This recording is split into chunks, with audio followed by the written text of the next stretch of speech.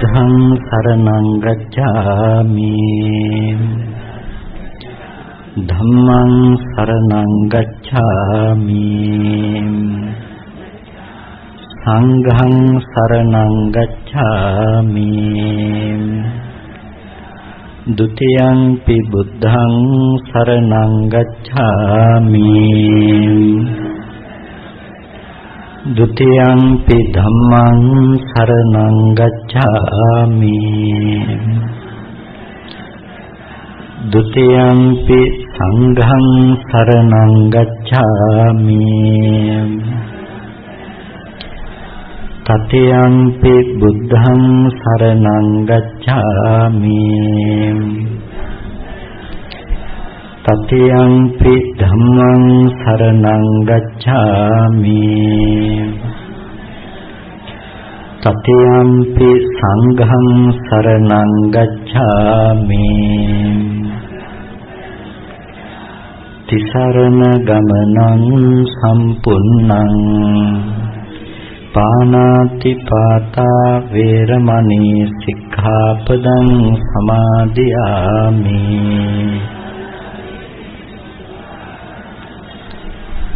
අදින්නා දානා වේරමණී සික්ඛාපදං සමාදියාමි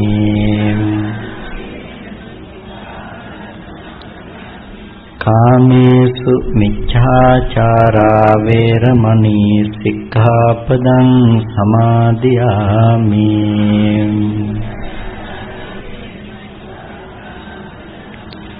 මුසාවාදා වේරමණී සික්ඛාපදං සමාදියාමි සුරාමේරය මජ්ජපමා දත්තානා වේරමණී සික්ඛාපදං සමාදියාමි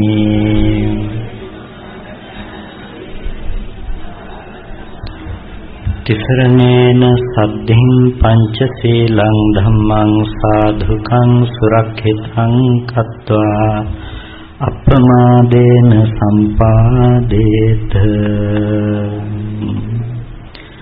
සමන්ත චක්කවාලේසු අත්‍රා ගච්ඡන්තු දේවතා සද්ධම්මං මුනි රාජස්ස සුනන්තු සග්ග මොක්ඛදං ධම්ම ශ්‍රවණ කාලෝ අයං භදංතා ධම්ම ශ්‍රවණ කාලෝ අයං භදංතා ධම්ම ශ්‍රවණ කාලෝ අයං භදංතා නමෝ තස්ස භගවතෝ අරහතෝ සම්මා සම්බුද්දස්ස නමෝ තස්ස භගවතෝ අරහතෝ සම්මා සම්බුද්දස්ස නමෝ තස්ස භගවතෝ අරහතෝ සම්මා සම්බුද්දස්ස ගෞරවනීය විහාරාධිපති අවසරයි පූජ්‍ය තලගල විමල නායක හිමිපාණන් වහන්සේ වරප්‍රමුඛ පූජනීය මහා සංඝරත්නයන් අවසරයි ශ්‍රද්ධා සම්පන්න කාරුණික පින්තුනි හැම කෙනෙක්ම උතුම් සද්ධර්ම ශ්‍රවණයට සූදානම් වෙන මොහොත පින්තුනි බුදුරජාණන් වහන්සේ නමක් මේ ලෝකෙට පහළ වෙන්නේ අපි කාටත් දුකෙන් මිදෙන මාර්ගයක් පිළිබඳව දේශනා කරන්නට. බුද්ධ ශාසනය කියලා කියන්නේ බුදුරජාණන් වහන්සේගේ පණිවිඩය කියන එක. ඒ උතුම් පණිවිඩය කුමක්ද කියන එක පිළිබඳව අපි මනවින් හඳුනා ගන්නට අවශ්‍ය වෙනවා. බුදුරජාණන් වහන්සේ නමක් ලෝකේ පහළ වෙන්නේ අපිට පින් කරන්නට කියලා දේශනා කරන්නටම නෙමෙයි. මොකද ලෝකේ බුදුරජාණන් වහන්සේ පහළවන්නට කලිනුත් පුණ්‍ය විධි පුණ්‍ය ක්‍රම දාන ආදී සුචරිත ධර්ම ලෝකේ තිබුණා. ඒ වගේම සිල් රකින්නට කියලා දේශනා කරන්නටම නෙමෙයි. අටසිල් සමාදාන ආදියත් ලෝකේ වෙනකොටත් තිබුණා. භාවනා කරන්නට කියලා දේශනා කරන්නටම නෙමෙයි. භාවනා විධික්‍රමත් ලෝකේ තිබුණා. අසිත කාල දේවල තාපසතුමා වැනි ධ්‍යානස්ත සමාපත්තිලාභී තාපසවරුත් එදා කාලෙදී හිටියා. එහෙනම් බුදුරජාණන් වහන්සේ නමක් ලෝකේ පහළවන්නට අවශ්‍ය වෙන්නේ සාමාන්‍ය ලෝකෙට නොපෙනෙන සාමාන්‍ය ලෝකයා නොදකින යථාර්ථයක් පිළිබඳව දේශනා කරන්නට. අපේ භාග්‍යවත් බුදු පියාණන් වහන්සේ ඒ සාමාන්‍ය ලෝකයාට නොපෙනෙන ඒ යථාර්ථවාදී දර්ශනය යථාර්ථවාදී ධර්ම දේශනා කළා. අපිට ධර්මයේ කියලා ශ්‍රවණය කරන්නට ලැබෙන්නේ ධර්මයේ කියලා අහන්නට ලැබෙන්නේ ඒ බුදු පියාණන් වහන්සේ දේශනා කළ ඒ යථාර්ථවාදී දර්ශනය. ඒ දර්ශනය අපි අහනකොට බොහොම ප්‍රඥා සම්පන්නව අපේ හිත එකඟ කරගෙන අහන්නට අවශ්‍ය වෙනවා. හැමදෙනාගේම කය මෙතන නිසසලව තියනවා වගේ හිතත් නිසසල කරගෙන මේ කාරණාවන් පිළිබඳව අවධානය යොමු කළොත් කාටත් ඊටාම වටිනා කරුණු කාරණා ටිකක් තමන්ගේ ජීවිතවලට එකතු කරගන්නට පුළුවන්කම ලැබෙයි. පින්තුනේ බුදුරජාණන් වහන්සේ ලෝකයාට දුකෙන් මිදෙන මාවත දේශනා කළා කියලා අපි මුලින්ම පැහැදිලි කළා. ලෝකයක් දුක පිළිබඳව හඳුනනවා. දුක පිළිබඳව හඳුනගෙන දුක නැති කරන්නට අවශ්‍ය ක්‍රමවේදයකට තමන්ගේ ජීවිතය හසුරවනවා. අන්නේ හසුරවන ක්‍රමයට කියනවා අනුසෝතගාමී ප්‍රතිපදාව කියලා. අනුසෝතගාමී කියලා කියන්නේ සෝතේ කියන සැඩපහරට අනුසෝතගාමී කියලා කියන සැඩපහර අනුව යන දෙයට. සැඩපහරක් පහළට ගලාගෙන යනකොට පහළට ගහගෙන යනකොට ඒ සැඩපහරට හසු වන දේ පහළට ගහගෙන යනවා. ඒ වගේම තමයි පහළට පිහිනන කෙනෙකුට ඊටාම පහසුවෙන් සැඩපහරත් එක්ක පහළට යන්න පුළුවන් කමක් තියෙනවා. ලෝකයා දුක නැති කරන්නට කටයුතු කරන ප්‍රතිපදාවත් අන්න ඒ වගේ අනුසෝතගාමී ප්‍රතිපදාවක්. නමුත් බුදුරජාණන් වහන්සේ නමක් අපිට දේශනා කරන්නේ ඊට හාත්පස වෙනස් වූ දර්ශනයක්. ඒ නිසා ඒ දර්ශනයට කියනවා පටිසෝතගාමී ධර්මයක් කියලා. පහළට ගලන ගඟක උඩු අතට පිහිනනවා කියන එක ඊතරම් පහසු කාරණයක් නෙමෙයි. ඒක හරි අපහසු දෙයක්. ඒ වගේම මහා ශක්ති සම්පන්න බවක් අපි ළඟ තියෙන්නට අවශ්‍යයි. අනේ ශක්ති සම්පන්න බව වගේ තමයි අපිට කායික ශක්තිය නෙමෙයි ධර්මයේ තේරුම් ගන්නට අවශ්‍යතාවයේ විදිහට දකින්නේ ඥාන ශක්තිය. ඒ පටිසෝතගාමී ධර්මය අනුව යන ලෝකෙක ඒ ලෝකයාගේ දර්ශනයට අනුව නොයන පටිසෝතගාමී දර්ශනයක් අනුව යන්නට නම් අපිට මහ ශක්තිමත් ඥානයක් තියෙන්නට අවශ්‍යයි. ඒ හේතුවෙන් තමයි පඤ්ඤාවන්තස්සායන් ධම්මෝ නායන් ධම්මෝ දුප්පඤ්ඤස්ස කියලා භාග්‍යතුන් වහන්සේම පැහැදිලි කළේ. මේ ධර්මයේ පවතින්නේ ප්‍රඥාවන්තයින් සඳහාය දුෂ්ප්‍රඥයින් සඳහා නොවේ කියන එක. ඒ ප්‍රඥාවන්ත භාවය අපිට උගත් බව තුළ පමණක් ලබා ගන්නට පුළුවන් දෙයක් නෙමෙයි. උගත් බව සහ ප්‍රඥාවන්ත බව කියන එක කාරණා දෙකක් නේ. ඒ දෙක එකක් නම් උගත්තු මරාගෙන මැරෙන්නේ නැහැ නේද? එතකොට ප්‍රඥාවන්ත භාවය ඊට වැඩිය වෙනස්. ඒ නිසා තමයි සෝපාක හාමුදුරුවොත් නිවන් දැක්කේ, සුනීත හාමුදුරුවොත් නිවන් දැක්කේ. එතන තිබුණු ප්‍රඥාවන්ත භාවය නිසා. අන්නේ ප්‍රඥාවන්ත භාවය තමයි අපි කාගේ ජීවිතවලට අපි ඇති කරගන්නට අවශ්‍ය දේ. ඒ ප්‍රඥාව සාමාන්‍ය ලෝකයා දකින දෙයට වඩා ඒ දකින සීමාවට වඩා එහා යන සීමාවක තමන්ගේ නුවණ පතුරවන දර්ශනයක් බවට පත්වන්නට අවශ්‍යයි. අන්නේ දර්ශනය තමයි අපි මේ වෙලාවේදී ටිකක් කතා කරන්නට බලාපොරොත්තු වෙන්නේ. ඒ දර්ශනය අපි කතා කරනකොට අපේ නායක මාහිම්පාණන් වහන්සේ සිහිපත් කළා වගේම ඒ වගේම අපේ අනුර මහත්මයා පැහැදිලි කළ විදිහටම වර්තමාන කාලයේදී ධර්මයේ පිළිබඳව ඇති වෙලා තියෙන යම් යම් මතවාදීනුත් සමග අපි සාකච්ඡාවට භාජනය කළොත් අපිට ඒ තුල යම් අවබෝධයක් ලබා ගන්නට පුළුවන්කම ලැබේ.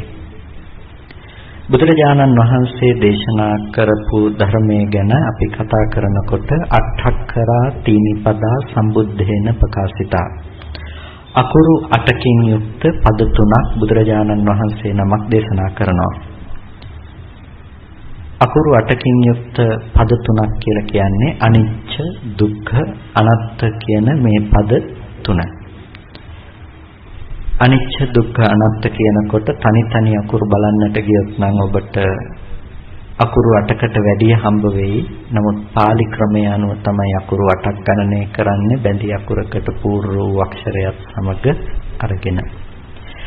එතකොට අකුරු 8කින් යුක්ත පද තුනක් අනිච්ච, දුක්ඛ, අනාත්ත.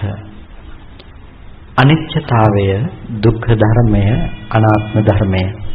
මේක සම්බුද්ධ ශාසනයේ පවතින හර පද්ධතිය අපි විසින් තේරුම් ගත යුතු මහ පරම ගම්භීර ධර්මයක්. අනිත්‍යයි කියන එක මේ ලෝකේ පවතින යථාර්ථය, ලෝකයේ පවතින පරම ගම්භීර ධර්මයක්. අනිත්‍යයි කියලා කියනකොට අපේ බොහෝ දෙනෙක් දන්න, බොහෝ දෙනෙක් හඳුනන අනිත්‍යකුත් ලෝකෙ තුල තියෙනවා. ඒ හඳුනන ඒ අනිත්‍ය තමයි ඇති දෙයක නැති වෙලා යන ස්වභාවය. ඇති දෙයක නැති වෙලා යන බව අපි හඳුනගෙන ඉන්නවා අනිත්‍ය කියලා. නමුත් පින්නතුනේ අපි තේරුම් ගත යුතු දේ තමයි නිවන් දකින්නට අපි තේරුම් ගත යුතු අනිත්‍ය බවටපත් වෙන්නේ ඇති දෙයක නැති වෙලා යන මේ ගතිය ලක්ෂණය නෙවෙයි කියන එක. සබ්බේ සංඛාරා අනිච්ඡාති යදා පඤ්ඤාය පස්සති අතහ නිම්බින්දති දුක්ඛේ ඒසමග්ගෝ විසුද්ධිය. සියලු සංස්කාර ධර්මයන් අනිත්‍යයි කියලා යම් කිසි කෙනෙක් යම් කලක නුවණින් දකිනවා නම් අතහ නිම්බින්දති දුක්ඛේ ඒ කෙනා දුකින් අත මිදෙනවා. මේක තමයි නිවනට තියෙන මඟ කියලා අපිට පෙන්වනවා.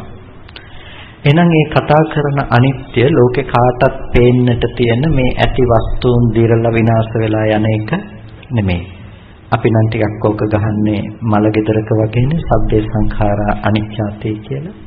අපි හිතාගෙන ඉන්න කෙනෙක් මැරෙනවා කියන එක ගැන තමයි මේ කතා කරන අනිත්‍ය කියලා. නමුත් මෙන්න මේ කතා කරන අනිත්‍ය ධර්මයේ නෙමෙයි බුදුරජාණන් වහන්සේ නමක් අපිට නිවන් දැකීම පිණිස දේශනා කරන්නේ. ඇති දෙයක නැති වෙන බව දකින්නට වඩා ගැඹුරු ආර්ය දර්ශනයක් පිළිබඳව තමයි භාග්‍යතුන් වහන්සේ අපිට පැහැදිලි කරන්නේ. ඒ පැහැදිලි කිරීම තේරුම් ගන්නට බැරිව වර්තමානයේ වෙනකොට අපිට දකින්නට ලැබෙනවා මෙන්න මේ ධර්මයේ තියෙන මූලික හර පද්ධතිය පවා නොඑක් විදිහට විකෘති කරමින් වැරදි අදහස් අර්ථකථන සැපයීම් සිදු කරනවා. අනිත්‍ය කියලා කියන්නේ අනිත්‍ය බවට පත්වන්නට පුළුවන් කමක් නැහැ. ඒකට කියන්නේ අනිච්ච කියලා. එතකොට මුළු ත්‍රිපිටකයේම අනිත්‍ය කියලා තියෙන පද ඔක්කොම වෙනස් කරලා අනිත්‍ය බවට පත් කරන්නට ඕනේ. අලුතෙන් හදන්නට වෙනවා ත්‍රිපිටකය. එතකොට අනිච්ච කියලා කියන්නේ කැමැත්ත ඉෂ්ට නොකරන නිසා, කැමැතිසේ නොපවතින නිසා කියලා විවිධ අර්ථකථන අපේ සමාජය තුළ බැසගෙන තියෙනවා. ඒක කොතෙක් බැසගෙන තියනවද කියලා කියනවා නම් සමහර වෙලාවට නෙමෙයි, සමහර වෙලාවට කියනවට වඩා බොහෝ වෙලාවට සබ්බේ සංඛාරා අනිච්ඡාති කියලා එන ගාථාවේ සබ්බේ සංඛාරා අනිච්ඡාති කියලා මුද්‍රණය කරන තැනට පවාපත් වෙලා තියෙනවා. මේ දේවල් වලින් සිද්ධ වෙන්නේ අපේ ධර්මයේ තියෙන මහ ගැඹුරුම හරය විනාශ වෙලා යන එක. ඇයි එහෙම කියන්නේ? බුදුරජාණන් වහන්සේ අපිට දේශනා කරන්නේ අපි මුලින් කතා කළා වගේම ඇති දෙයක නැති වෙන බව, ඇති දෙයක වෙනස් යන සාමාන්‍ය කෙනෙකුගේ මනසට පේන මේ ධර්මයක් පිළිබඳව නෙමෙයි. බුදු පියාණන් වහන්සේ හැම වෙලාවකදීම හාමුදුරුවන්ගෙන් අහන්නට ගියේ ජේතවනාරාමේ නිට්ටයද අනිත්‍යද, ගස්ගල් නිට්ටයද අනිත්‍යද, එහෙම නැතිනම් මේ ඉන්න මිනිස්සු නිට්ටයද අනිත්‍යද කියන දේවල් පිළිබඳව නෙමෙයි. ඇහුවේ මොකද්ද? මහණෙනි ඇස නිට්ටයද අනිත්‍යද? අනිච්ඡම් බන්තේ. රූපය නිට්ටයද අනිත්‍යද? අනිත්‍යයි. චක්කු විඥානය නිට්ටයද අනිත්‍යද? කන නිට්ටයද අනිත්‍යද? ශබ්දය නිට්ටයද අනිත්‍යද? සෝත විඥානය නිට්ටයද අනිත්‍යද? මෙන්න මේ පරයය ඔස්සේ තමයි බුදුරජාණන් වහන්සේ හැම වෙලාවකදීම කෙනෙකුගේ මනස අනිත්‍ය ධර්මයේ විශේෂයි අරගෙන ගියේ. එහෙම අරගෙන යන්නට හේතුවක් තිබුණා. ඒ තමයි අපිට අවශ්‍ය ඇති දෙයක නැති වෙන බව පිළිබඳව නුවණක් ගැන ඇති කරගන්න තැන නෙමෙයි පත්විය යුත්තේ. එක දවසක් එක මහත්මයෙක් ඇවිල්ලා මට කියනවා ලංකාවේ ගම් වතුරක් තිබුණ කාලෙක ස්වාමීන් වහන්සේ අනිත්‍ය කියන එක අස්පනා පිටම පේන්නට තියෙනවා.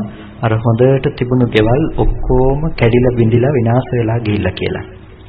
මම ඒක කල්පනා කළා මොකද්ද ඇත්තටම මෙතන පේන්නට තියෙන අනිත්‍ය කියලා. ඇයි හොඳට තිබුණු ගෙවල් දැන් කැඩිලා බිඳිලා ගිහිල්ලාලු. එතකොට ගෙවල් හොඳට තිබුණු බවත් නිට්ටයයි, කැඩිලා බිඳිලා ගියපු බවත් නිට්ටයයි. ඒ වගේම හොඳට තිබුණ ගෙවල් දැකපු මම ඉන්න බවත් මේ පැත්තේ නිට්ටයයි.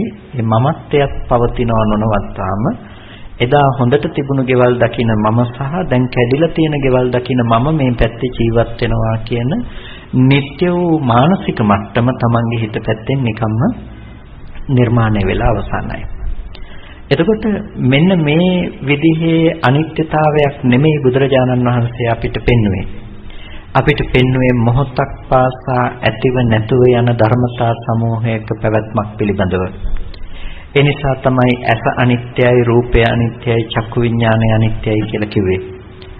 ඇස අනිත්‍යයි කියලා කියන තැන ඇහැ කියලා කියන්නේ අපි සාමාන්‍යයෙන් දකින මේ තියනවා කියලා හිතාගෙන ඉන්න මේ මාස්ස චක්ෂුෂය ගැන නෙමෙයි. මෙතන ඇහැ කියලා කතා කරන්නේ ප්‍රසාද චක්ෂුෂය පිළිබඳව. ප්‍රසාද ඇහැ. ප්‍රසාද ඇහැ කියලා කියන්නේ අපි සරලවම කියනවා නම් මේ ඇහැ පැත්තේ තියෙන උපවත් බව. උපවත් බවට තමයි ඇහැ කියලා කියන්නේ. ඒ උපවත් බවට තමයි එළියෙන් එන පාට ටිකක් වර්ණ සටහනක් පතිත වන ගතිය තියෙන්නේ ඒ ඇහැ පැත්තේ ඇතිවන උපවත් ගතියට. අන්න ඒ වර්ණ සටහන පතිත වීමත් සමගම ඇහි ස්වභාවය තමයි බිඳී යන ස්වභාවය. අපි ඒකට කියනවා චක්කු ප්‍රසාදයේ බිඳෙන ස්වභාවයක් කියලා. චක්කු ප්‍රසාදයේ බිඳී යනවා කියලා. එතකොට ඇස සහ රූපය අතර සිද්ධ වෙන ගනුදෙනුව මෙන්න මේ වගේ මොහොතක සිද්ධ වෙන ගනුදෙනුවක්. මොහොතක සිද්ධ වෙන මේ ගනුදෙනුව ඇති තැනක අපිට ලෝකයක් ගොඩනගා ගන්නවා. ලෝකයක් ගොඩනගා ගන්නවා කියලා කියන්නේ සම්පූර්ණම යථාර්ථය නොදන්නා කම නිසා අපි ඇති හැටියට ගන්න ලෝකයක් තුළ අපි කවුරුත් ජීවත් වෙනවා. ඒකට කියනවා නිත්‍ය සංකල්පය කියලා. ඔබට ලෝකයේ තුල ජීවත් වෙන සත්වයෝ පුද්ගලයෝ හම්බ වෙනවා නම් අන්න ඒකට කියනවා නිත්‍ය සහගත මානසික මට්ටම කියලා. අනිත්‍යතාවය පිළිබඳව බුදුරජාණන් වහන්සේ අපිට පැහැදිලි කරන්නේ හේතු නිසා හටගන්න ධර්මයෝ හේතු නැති වෙනකොට නැති වෙනවා කියන ධර්මතාවයක් පිළිබඳව. ඒ හේතු ටික තමයි ඇහැ තිබුණොත් ඇහැට වර්ණ සටහන පතිත වෙනවා. වර්ණ සටහන පතිත වෙන තැනකට මානසිකාර සංප්‍රයුක්ත බව හිත පැත්තෙන් හිත එතනට යොමු වුණාම අපි කියනවා චක්කු විඥානය ඇති වෙනවා කියලා. චක්කු විඥානය කියන මේ තුන් දෙනාගේ එකතු ස්පර්ශයයි. ස්පර්ශය ඇති තැනක වේදනාව ඇති වෙනවා. වේදනා සංඥා ඒ වගේම විතක්ක සහ ප්‍රපංච කියන ධර්මය ඇති වෙනවා කියලා අපිට පෙළක් කතා කරන්නට පුළුවන්කම තියෙනවා. මෙන්න මේ පෙළ ටිකක් බොහොම ගැඹුරු පරයයක්. මේක සඳහන් වෙලා තියෙන්නේ මදුපිණ්ඩික සූත්‍රයේදී. අපි මේ පරයය පිළිබඳව අපි ක්‍රමක්‍රමයෙන් අපි පැහැදිලි කරගන්නට උත්සාහවත් වෙමු. අපි ජීවිතයේ හැම වෙලාවකදීම කටයුතු කරන්නේ නිත්‍ය සංඥාවක් තුළ කියන එක පිළිබඳවයි අපි පැහැදිලි කරන්නට යෙදුනේ. ඒ නිත්‍ය සංඥාව තුළ තමයි අපිට දරුවෝ, ගෙවල් දොරවල්, යාන වාහන කියන මේ හැම දෙයක්ම දකින්නට පුළුවන්කම තියෙන්නේ. නමුත් යථාර්ථයේ දිහා බලනකොට අපිට ඉස්සෙල්ලම තේරුම් ගන්නට වෙනවා අපි දරුවා කියලා කැමති වෙන තැනක ඇත්තටම අපි කැමති වෙන්නේ දරුවටද එහෙම නැතිනම් අපිට රූපය දරුවා කොට පෙන්නන අපේම මානසික මට්ටමකටද කියන එක පිළිබඳව අපිට ටිකක් ඉස්සෙල්ලා පැහැදිලි කරගෙන ඉන්න එක වටිනවා. අපිට ඇහැට පෙනෙන රූපය අපි කියනවා නම් එළියේ පෙනෙන රූපය දරුවා කියලා. ඒ රූපය පෙනෙන ලෝකේ හැමෝටම දරුවා කියන අදහස ඇතිවන්නට එපා. ඒ රූපේ පේන හැමෝම කියන්න ඕනේ ඒක දරුවා කියලා. නමුත් එහෙම අදහසක් කාටවත් ඇති වෙන්නේ නැහැ. ඒක ඇති වෙන්නේ තමන්ගේ පැත්තට විතරයි. අයි තමන්ගේ පැත්තට විතරක් ඒ රූපය දකිනකොට දරුවා කියලා ඇති වෙන්නේ.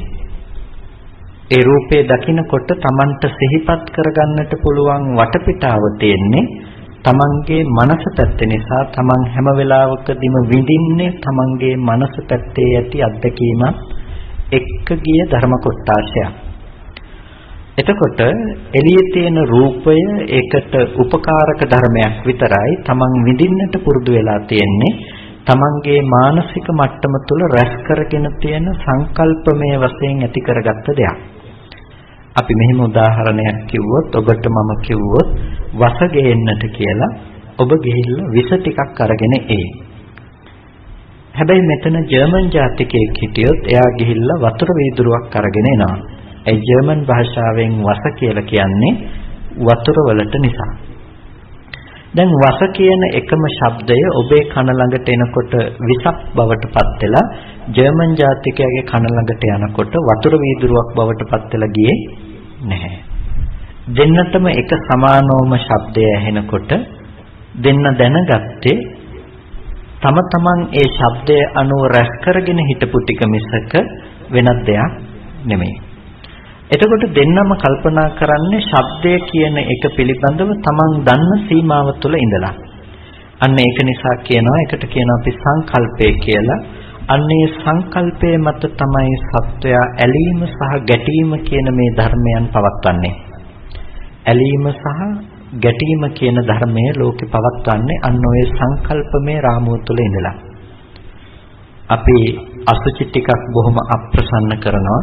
අසුචි වලට කැමැත්තක් ඇත්තේ නැහැ, පිළිකුල් කරනවා. ඇත්තටම අසුචිය පිළිකුල්ද කියලා ඇහුවොත් ඔබ දෙපාරක් නොහිතා ඔව් කියන උත්තරේ ලබා දෙනවා. හැබැයි ඔබ පිළිකුල් කරන ඒ අසුචිය ඔබ කිසිම පිළිකුලකින් තොරව පුංචි කාලේදී අතින් අල්ලලා නැති වෙයිද? අතින් අල්ලලා තියනවා. එතකොට අසුචි කියන බව වෙනසක් නැහැනේ. අසුචිය අසුචියමයි. හැබැයි වෙනස්කම තිබුණේ කොහෙද?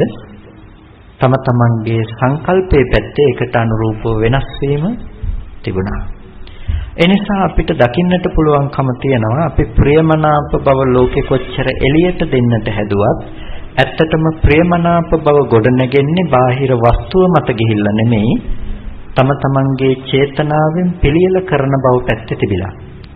ඒ කියන්නේ ඔබ අසුචිය කොතෙක් පිළිකුල් කියලා කිව්වත් එළියේ තියෙන රූපයට ඔබ පිළිකුල් බව යොමු කළත් ඇත්තට මේ රූපයේ පිළිකුල් බවට ඔබට ගෙනල්ලා දුන්නේ තමන්ගේ හිත පැත්තෙන් සකස් කරගත්ත දෙයින් මිසක කවදාවත් බාහිර රූපයේ පැත්තෙන් නෙමෙයි. ඒ විදිහටම තමයි ඔබට ප්‍රියමනාප දරුවා කියන තැනත් අපි ඇත්තටම කැමති වෙලා තියෙන්නේ රූපයේ පැවැත්මට මිසක නැතිනම් එක දිගට තියනවා කියලා රැස් කරගත්ත සංකල්පනාවට මිසක වෙනත් දෙයකට නෙමෙයි. අම්මා මැරුණා කියලා අඬන තැනක, දුක් වෙන තැනක මම කියන්නේ ඔබ දුක් වෙන්නේ අම්මා මැරුණට නෙමෙයි, අම්මා ජීවත් වුණාට කියලා. එහෙමනේ? ඇයි ජීවත් වෙච්ච කාලේව හිතනකොට නෙමෙයිද දුක කියන දේ තමන්ගේ ජීවිතවලට ගලාගෙන එන්නේ? ජීවත් වෙන කාලේ මෙච්චර ආදරෙන් සලකපු අම්මා, මෙච්චර මාත් එක්ක හිටපු අම්මා, මේ දේවල් හිතන්නට ඔබේ ජීවිතේට දුක ගලාගෙන එනවා. එතකොට ජීවත් වෙන බව කියන එක දැන් ඇත්තේ නැත්නම් Tamanට ඒ මව මැරීම නිසා, මවගේ මිය යාම නිසා එන දුක ඇත්තටම ගෙනාවේ අම්මා මැරුණු බව නිසාද? එහෙම නැතිනම් ඒ මැරෙන දුක Tamanගේ පැත්තේ සකස් කරගත්ත නිසාද? තමන්ගේ පැත්තේ සකස් කරගත්ත නිසා. වැරදිලා හරි අපි කියනවා නම් අම්මා මැරෙන එක තමයි දුක කියලා, දරුවා මැරෙන එක තමයි දුක කියලා අපි කියනවා නම් පින්නතුනි මේ දුකෙන් මිදීමක් ගැන කතා කරන්න බෑ. එහෙනම් බුදුරජාණන් වහන්සේටත් රාහුල කුමාරයා, රාහුල තෙරුන් වහන්සේ පිරිනොම් පානකොට දුක එන්නට වෙනවා. දුකෙන් මිදීම ගැන කතා කරන්න බෑ. ඒ රූපේ නැති වෙනකොටම දරුවා මැරෙන එකම දුක වුණොත් එහෙනම් අපිට එකකින් කියනවා පාඩමක් දරුවා මැරෙන එක නෙමෙයි දුක. ඒ දරුවා මැරෙන බව අපි සංකල්පමේ වැටි විදිහට තමන්ගේ පැත්තෙන් උපද්ද ගන්න එක නිසා තමයි අපිට දුක එන්නේ කියලා. එතකොට අපිට එකෙන් ලොකු පාඩමක් ගන්නට පුළුවන් අපි ජීවත් වෙන්නේ සංකල්පමය ලෝකයක් තුල කියලා. මේකෙන් කියන්නේ බාහිර මොනවත් නැහැ කියලා නෙමෙයි. අපි චේතනාවෙන් පිළියෙල කරන ලද දෙයක් තමයි අපි හැම වෙලාවකදීම විඳින්නේ. චේතනාවෙන් පිළියෙල කරන ලද දෙයක් තමයි අපි හැම වෙලාවකදීම ඇසුරු කරන්නේ. එතකොට ඒ චේතනාවෙන් පිළියෙල කරන ලද දේ ඇසුරු කරනකොට අපි සංකල්පමය රාමුවෙන් එළියට එක පොඩ්ඩක්වත් යන්නේ නැහැ. ඒක ඇතුළෙම අපි ලෝකයේ කටයුතු සිදු කරගෙන යනවා. සැප දුක අපි හොයන්නේ, සැප දුක ගවේෂණය කරන්නේ, ඒ පසුපස හඹාගෙන යන්නේ අන්නේ සංකල්පමය රාමුවත් එක්ක. හැබැයි ඒක පොඩ්ඩක් වෙනස් වෙනකොට ඒ හැමතේම වෙනස් වෙනවා. පුංචි කාලේ ආදරෙන් හදාගන්න දරුවෝ සමහර දෙමව්පියන්ට ලොකු වුණාට පස්සේ පේන්න බැරි වුණ අවස්ථා නැද්ද? තියෙනවා. දරුකම වෙනස් වෙලාද? නැහැ. එහෙමනම් පුංචි කාලේ ආදරෙන් ඉඳලා තියෙන බොරුවටද? නැහැ. එහෙනම් මොකක් නිසාද? තමන්ගේ සංකල්පය වෙනස් වෙනකොට තමන්ට වස්තුවේ වෙනස් වීම කියන දේ දකින්නට පුළුවන්කම තියෙනවා. මම ඔකට කියන්නේ අපි රත්තරන් විදින මනස කියලා. රත්තරන් මාලයක් දාගෙන යනකොට රත්තරන් මාලකින් ඔබට ලැබෙන සැප සතුට ඇඟට දැනෙන දෙයක්ද හිතට දැනෙන දෙයක්ද? ඒක සම්පූර්ණයෙන්ම දැනෙන්නේ තමන්ගේ හිත පැත්තට. එතකොට මේ රත්තරන් මාලකින් ලැබෙන සැප සතුට තමන් විඳින්නේ සම්පූර්ණයෙන්ම හිතෙන්. ඒක කිසිම මාලයක් සමග සම්බන්ධයක් ඇත්තේ නැහැ. ඒ මානසිකව තමන් වටිනවා කියලා හිතාගෙන සතුට වෙනා යන අවස්ථාවක් ගත්තාම අපිට පේනවා පාරායිනේ යන තවත් මිනිස්සෙක් පාරායිනේ වැටිලා තියෙන වැල් කෑල්ලක් අරගෙන කරේ දාගෙන සතුටින් යනවා. අපි මේ මිනිස්සයාට කියනවා පිස්සෙක් කියලා. ඇයි? කිසිම වටිනකමක් නැති වැල් කෑල්ලක් අරගෙන කරේ දාගෙන යනවා. පින්නතුනේ ඒක අපිට වටින්නේ නැති වුණාට ඒ මිනිස්සයාට වටිනවනේ. ඒ නිසානේ මිනිස්සෙක් කරේ දාගත්තේ. අපේ මාලේ ගන්න ගියොත් අපි බනිනවා ගහනවා. ඒ මිනිස්සයාගෙන් වැල් කෑල්ල ගන්න ගියොත් බනිනවා ගහනවා. අපි වැල් කෑල්ල වටින්නේ නැහැ කිව්වට ඒ මිනිස්සයාට ඒක වටිනවා. මං කියන්නේ මේ දෙන්න ළඟම තියෙන එකම මානසික මට්ටම කියලා. පුංචි වෙනසයි තියෙන්නේ. එයා සමාජ සම්මතයට එකඟ නැහැ. අපි සමාජ සම්මතයට එකඟයි. එච්චරයි වෙනස. අපි පිස්සෙක් කරන්නත් එච්චර අමාරු නෑනේ. ලෝකෙ හෙට ඔක්කොම මාලේ වටින්නේ නැහැ කියලා අපි විතරක් මාලේ වටිනවා කිව්වොත් හෙට වෙනකොට අපි පිස්සෙක් වෙනවා. ඒක නතර වෙන්නේ නැහැ. ඒකට අවශ්‍ය සංකල්පයේ වෙනසක් විතරයි. එතකොට ඔබට හෙට අවශ්‍ය වෙනවා ඔය වටිනවා කියලා හිතාගෙන ඔබ සතුටින් පාවිච්චි කරන මාලය යම්කිසි හේතුවක් නිසා විකුණන්න. ඔබ අරගෙන යනකොට ඔබට කියයි ඔය මාලේ කිසිම වටිනාකමක් නැහැ කියලා. තව තැනකටත් ඔබ විශ්වාස නොකර අරගෙන යයි එතනිනුත් කියයි මේක කිසිම වටිනකමක් නැහැ කියලා. ඔබ කීප තැනකටම අරගෙන යයි ඔබට එකම කතාව අහන්නට ලැබේ. දැන් තව දුරටත් ඔබට ඔය මාලය වටිනවද? තව දුරටත් ඔය මාලේ වටිනකමක් ඇත්තේ නැහැ. වස්තුව වෙනස් වුණාද? නැහැ. වෙනස් වුණේ මොකද්ද? තමන්ගේ දෘෂ්ටිය වෙනස් වුණා. වස්තුව පිළිබඳව තමන්ගේ තියෙන දෘෂ්ටිය වෙනස් වුණා. දෘෂ්ටිය වෙනස් වෙනකොට තමන්ට පේනවා වස්තුව වෙනස් වෙලා වගේ. අපිට අන්න ඒක නිසා හැම වෙලාවකදීම අපි පිළියෙල කරගෙන ජීවත් වෙන ලෝකේ චේතනාවෙන්ම සකස් කරලා චේතනාවෙන්ම පිළියෙල කරගන්න ලද්දක්. ඒ චේතනාවෙන් පිළියෙල කරගන්න ලෝකයේ තුල අපිට නිත්‍ය සංකල්පය පවතිනවා කියලා ඇති කරගත්ත සංකල්පය නිසා තමයි අපිට සැප දුක කියන දේවල් විඳින්න පුළුවන්කම තියෙන්නේ. අපි හිතාගෙන ඉන්නේ පුංචි කාලේ ඉඳලා ඉන්න දරුවා, අපි ආදරෙන් ඇසුරු කරන දරුවා එළියේ ඉන්නවමයි කියලා.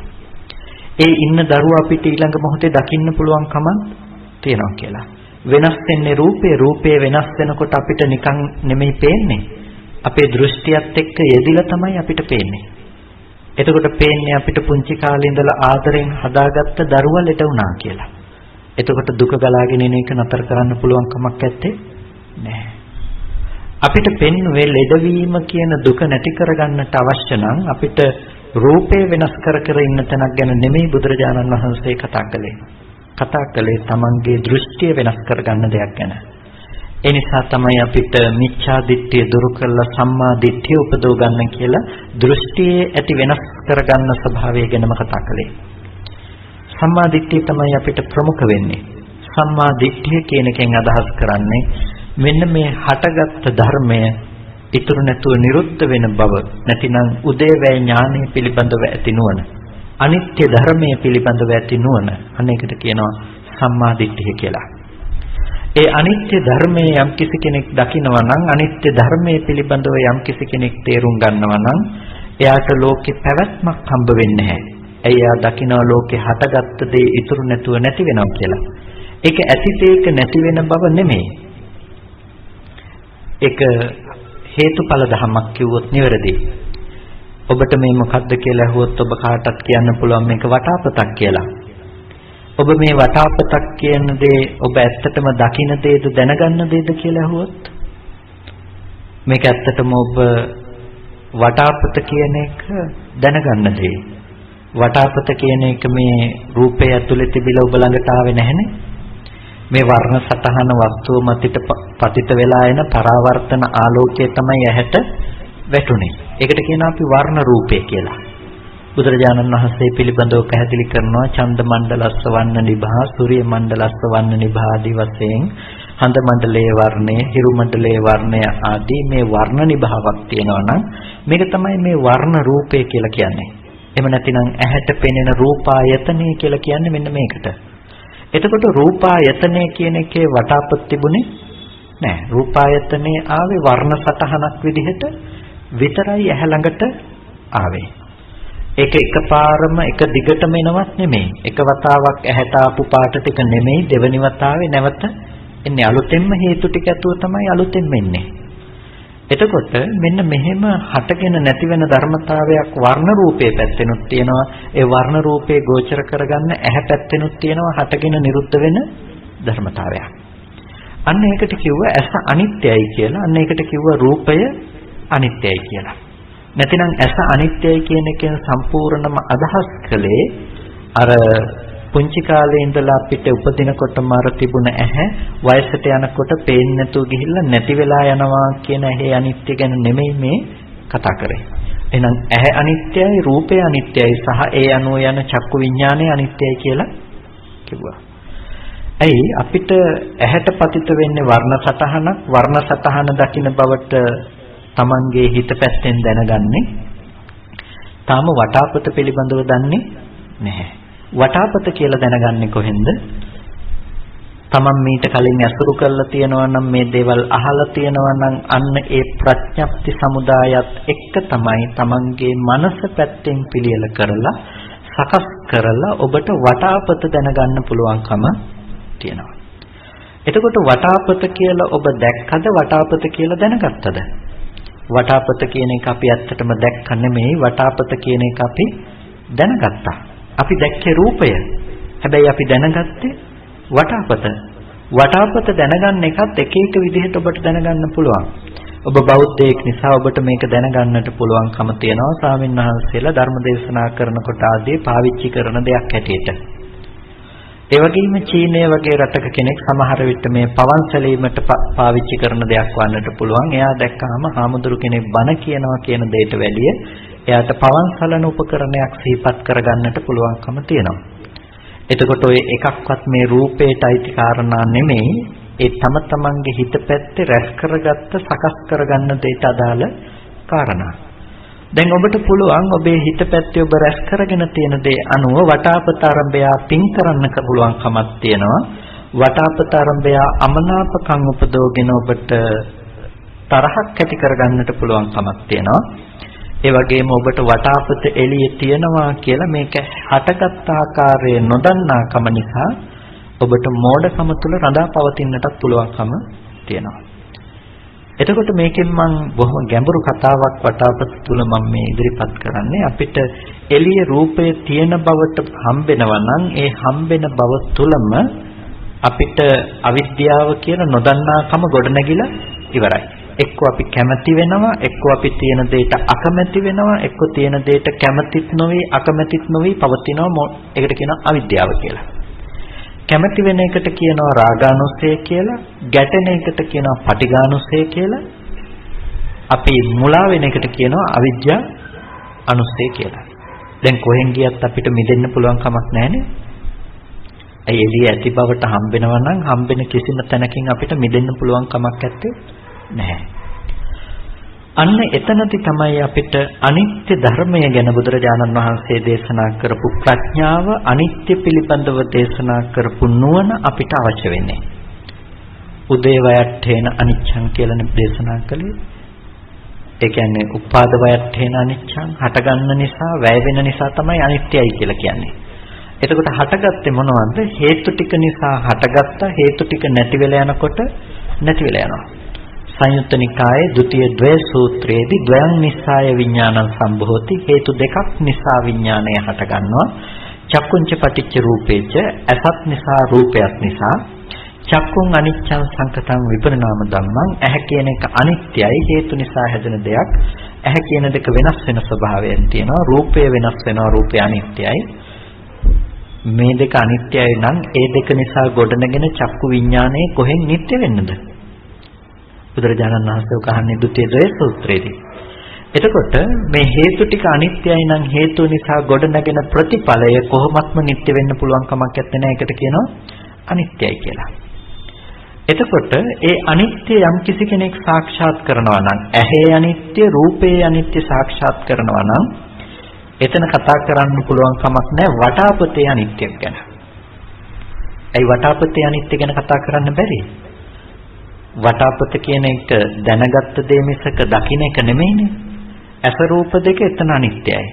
ඊට පස්සේ වටාපත කියලා අපි යමක් දැනගත්තා නම් ඒක දැනගත්ත දේ අනිත්‍ය, තමන්ගේ හිත පැත්තේ අනිත්‍ය වෙනමම නුවණින් අසුරු කරනවා. එතකොට මේ දේවල් එකට ගැට ගහලා ගන්න මෝඩකම යාතුල ගොඩ නැගෙන්නේ නැහැ. අපිට දැනගන්න දෙයමයි එළියේ තියෙන්නේ කියලා ඇති වෙනවා නම් වැරදි සහගත සංකල්පනාව. අන්නේ වැරදි සහගත සංකල්පනාවට අපි ළඟ ඉඩ නැහැ. ඇයි අපි දැනගන්න දේ එකක් කියලා දකිනවා, දකින දේ එකක් කියලා දකිනවා, මේ දෙක එකට ගැට ගහගෙන විඳින මෝඩ මානසික මට්ටමක් අපිට ඇත්තේ නැහැ. අන්නේ මෝඩ මානසික මට්ටමක් නැති වෙනකොට අපි කියනවා එයා අනිත්‍ය සාක්ෂාත් කරන කෙනෙක්. ඇයි? හටගත්ත දේ ඉතුරු නැතුව නැති වෙනවා කියලා දැක්කා. එයා දකිනවා මීට කලින් තිබුණු ධර්මය හේතු නිසා සකස් වෙලා හේතු නැති වෙනකොට නැති වෙලා ගිය දෙයක් හැටියට.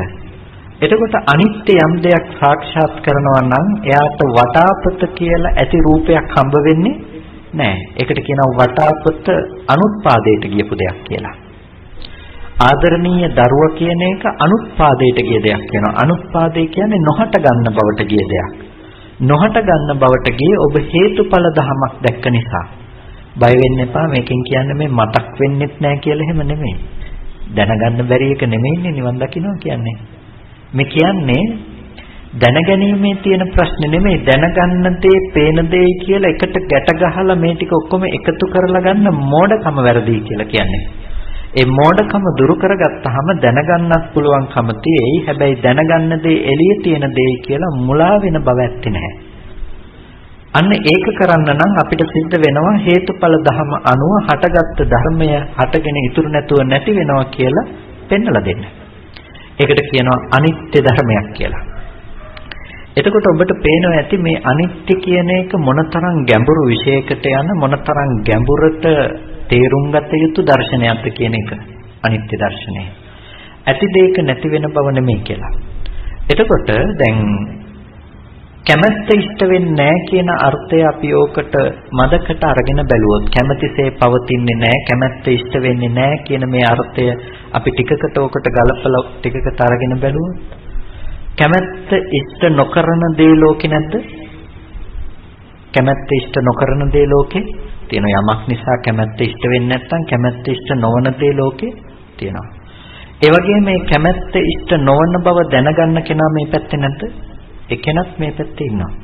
එතකොට මේ කෙනෙකුට විඳින්න පුළුවන් ලෝකයක් තියෙන නිත්‍ය සහගත මානසික මට්ටමක් තුළ පවතින සාස්වතය කියන අන්තය තුළ නිවන් දකින ප්‍රතිපදාවක් තියෙයිද?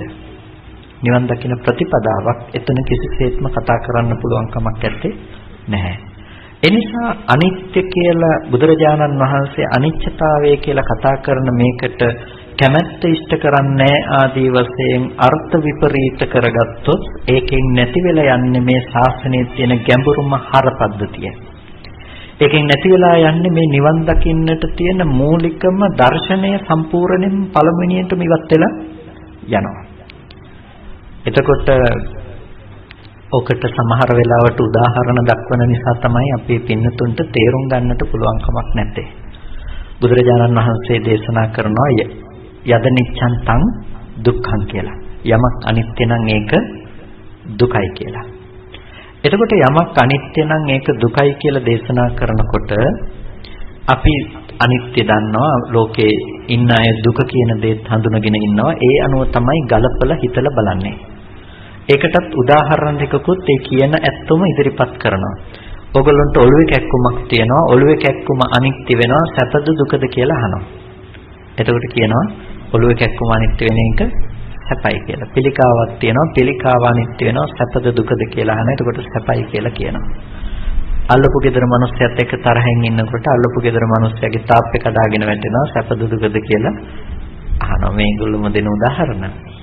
එතකොට දැන් සතුටු වෙයි. එතකොට කියනවා ලෝකේ සමහර දේවල් අනිත්‍ය වෙනකොට එහෙනම් සැපත් ඇති වෙලානේ. සමහර දේවල් අනිත්‍ය වෙනකොට සැප ඇති වෙලා. එහෙනම් බුදුරජාණන් වහන්සේ දේශනා කළේ යද නිච්ඡං තං දුක්ඛං. යමක් අනිත්‍ය නම් ඒක දුකයි කියලා. හැබැයි ඔන්න දැන් සමහර දේවල් අනිත්‍ය වෙනකොට සැප වෙලා. එහෙනම් බුද්ධ දේශනාව වැරදි වෙන්න බෑ කියලා ඉදිරිපත් කරන තර්කයක්. මේකෙන් කියන්නේ අනිත්‍ය දේ දුකයි කියලා නෙමෙයි, කැමැත්ත ඉෂ්ට කරන්නේ නැති හැමදේම දුකයි කියලා. එතකොට අපේ පින්නතුන්ටත් හිතලා බලනකොට හිතෙනවා ඇත්තනේ යමක් කැමැති විදිහට තියෙන්නේ නැත්නම්, කැමැත්ත ඉෂ්ට කරන්නේ නැත්නම් ඒක දුකයි නේ කියලා හිතනවා. හිතනවා මේක තමයි ඇත්ත වෙන්න ඕනේ කියලා. ධර්මයේ නොතේරෙන කෙනෙක් ඒ විදිහට තීරණය කරනකොට ශ්‍රුතවත් කෙනෙක් නම්, ධර්මයේ පිළිබඳව තේරුමක් තියෙන කෙනෙක් නම් ඊට වඩා ගැඹුරින් කල්පනා කරන්නට අවශ්‍ය වෙනවා. ඊට වඩා ගැඹුරින් කල්පනා කරන්නට අවශ්‍ය වෙන්නේ බුදුරජාණන් වහන්සේ කතා කරපු අනිත්‍ය, ඔය ඔළුවේ කැක්කුමේ අනිත්‍ය ගැන නෙමෙයි කතා කළේ. පිළිකාවේ අනිත්‍ය ගැන නෙමෙයි කතා කළේ. අපි මුලින්ම කිව්වන්නේ ඇති දෙයක නැති වෙන බව නෙමෙයි මේ ශාසනය කතා කරන ගැඹුරුම අනිත්‍ය කියලා. තියෙන ඔළුවේ කැක්කුමේ අනිත්‍ය කියන බව නෙමෙයි අපි කතා කරන අනිත්‍ය. ඒක තේරුම් ගත්තා කියලා නිවන් දකින්න බෑ කාටවත්. අල්ලපු ගෙදර මිනිස්සයාගේ ගේ කඩන් වැටෙනවා කියලා ඒක තේරුම් ගත්තා කියලා කාටවත් නිවන් දකින්න පුළුවන් කමක් නැත්තේ නැහැ. ඒ වගේම අපි ලෝකේ කැමැති වෙන දේවල් කැමැත්ත ඉෂ්ට කරනවා කියලා හිතාගෙන හිතියත් නිවන් දකින්න බෑ. කැමැත්ත ඉෂ්ට කරන්නේ නැහැ කියලා හිතාගෙන හිතියත් නිවන් දකින්න බෑ.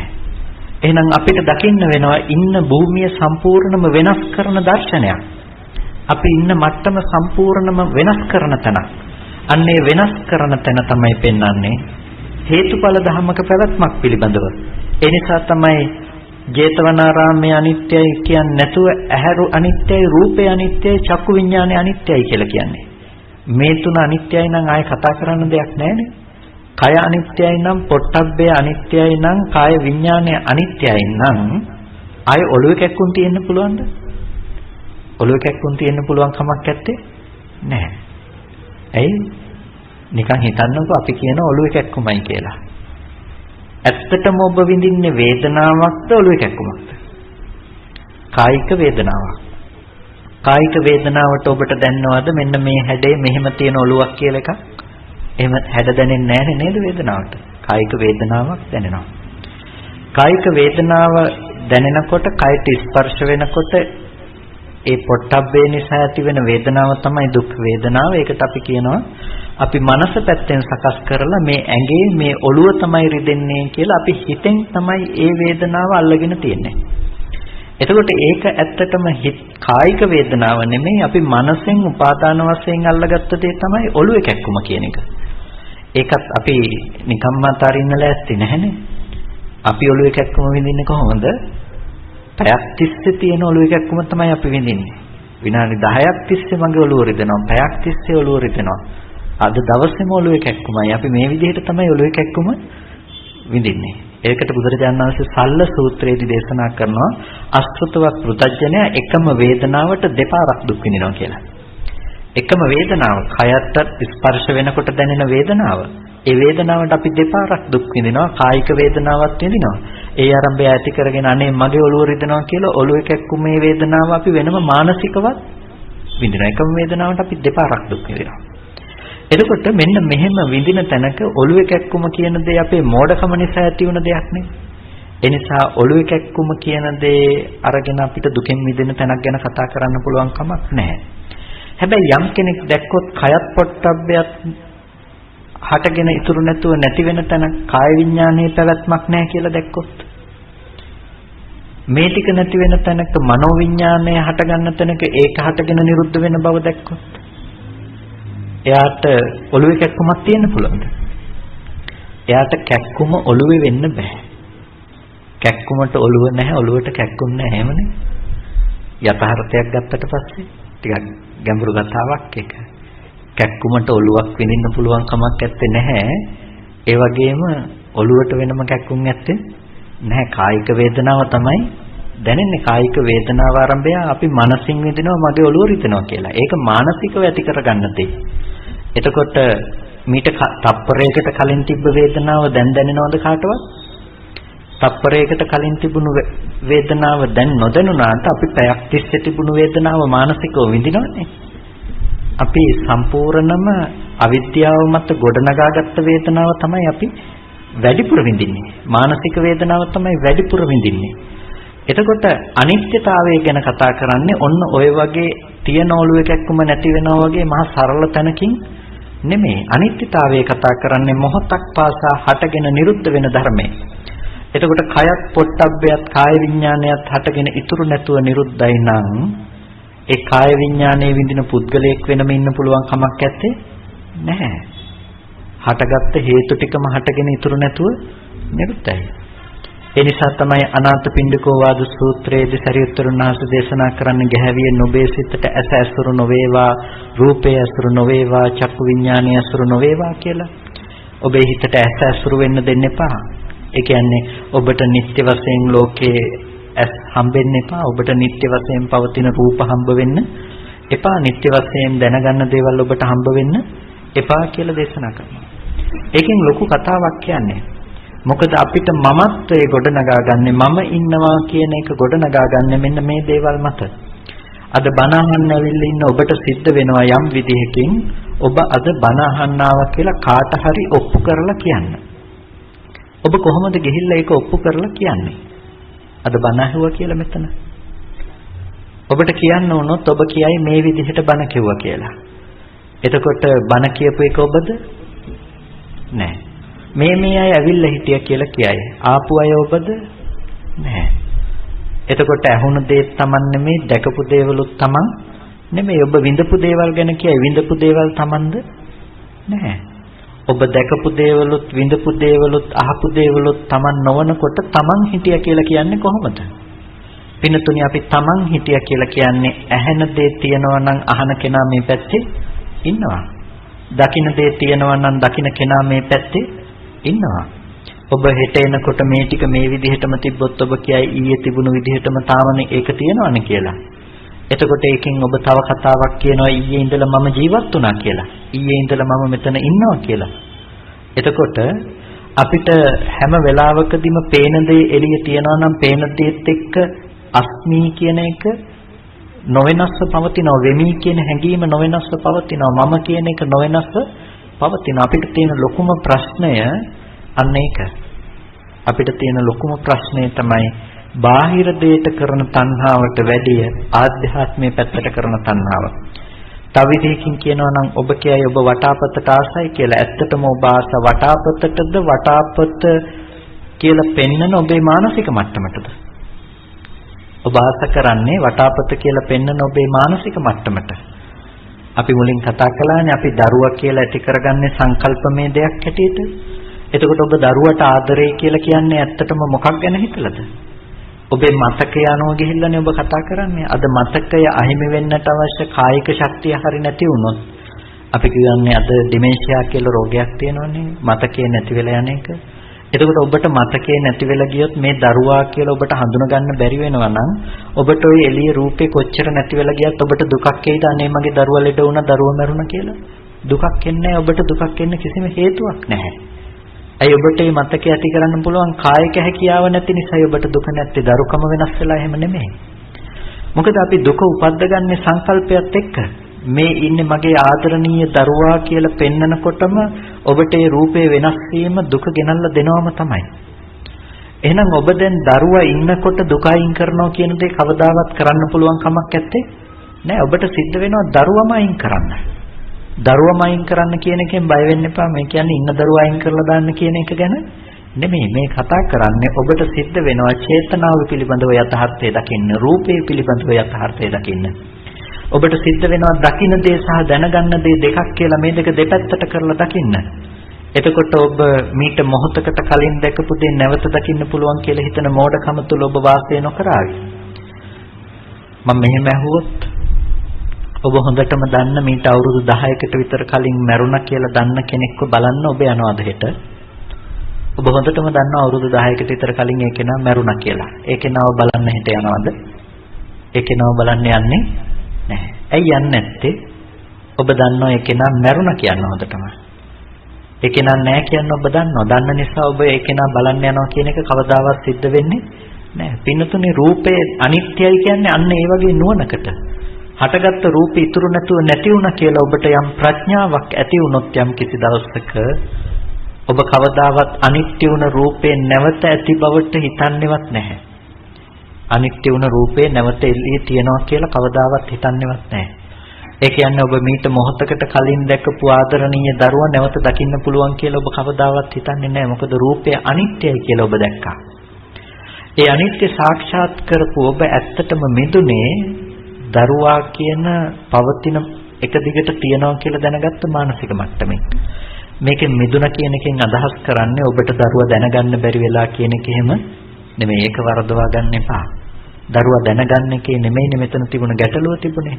දකින්න දේ වෙනම සිද්ධියක් වුණා, දැනගන්න දේ වෙනම සිද්ධියක් වුණා. මේ දෙක ඔක්කොම එකට ගැට ගහලා මේ ඉන්නේ ඒ දරුවමයි, මේ ආදරණීය දරුවමයි එළිය කියලා ආදරය කරන්න ගියපු කමේ තමයි අපිට මේ ප්‍රශ්නේ සම්පූර්ණ කොට පැගුණේ.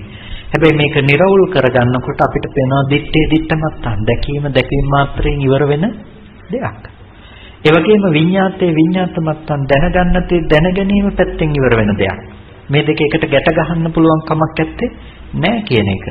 එතකොට අන්නේ දිත්තේ දිත්තමත්තන් කියන ඇති කරන ප්‍රඥාව තමයි අපි අනිත්‍යයි කියලා කතා කරන්නේ. ඒක ඇති දෙයක නැති වෙන බව නෙමෙයි. ඇති බව ගොඩ නැගෙන හැටි අපි දැක්කා. ඒ දේ ඉතුරු නැතුව ඒ මොහොතේ නිරුද්ධ වෙලා යන හැටි අපි දැක්කා. හේතු ටික නැති වෙලා යනකොට පැවැත්ම ගැන අපිට කතා කරන්න දෙයක් ඇත්තේ නැහැ. අපි කියන්නේ පහනක් පත්තු වෙනකොට මේ මොහොතේ දැල් වෙන තෙල් ටිකක් තිරෙත් දැල්ලක් නිසා අපි කියනවා පහන පත්තු වෙනවා කියලා. ඊළඟ තප්පරයට යනකොට දැල් වෙන්නේ මේ තප්පරේ දැල්ලුණු තෙල් ටිකද? නෑ අලුතෙන්ම. මේ තප්පරේ දැල්ලුණු තිරයද? නෑ අලුතෙන්ම ටිකක්. මේ තප්පරේ තිබුණු දැල්ල නෙමෙයි තියෙන්නේ අලුතෙන්ම හේතු නිසා සැකසුණු දෙයක්. තුන්වෙනි තප්පරයට යනකොට අලුතෙන්ම ටිකක්. හතරවෙනි තප්පරයට යනකොට අලුතෙන්ම හේතු නිසා ගොඩ නැගුණු ටිකක්. අපි කියනවා පහන නිවුණා කියලා. මට කියන්න මොන තප්පරේ තිබුණු පහනද නිවුනේ? මොන තප්පරේ තිබුණු පහනද නිවුනේ? මොන තප්පරේ තිබුණු පහනද නිවුනේ කියන්න කලින් අපිට හිතන්නට වෙනවා මොන තප්පරේ ඉඳලාද පහනක් කියලා එකක් පත් වෙලා තිබ්බි කියලා.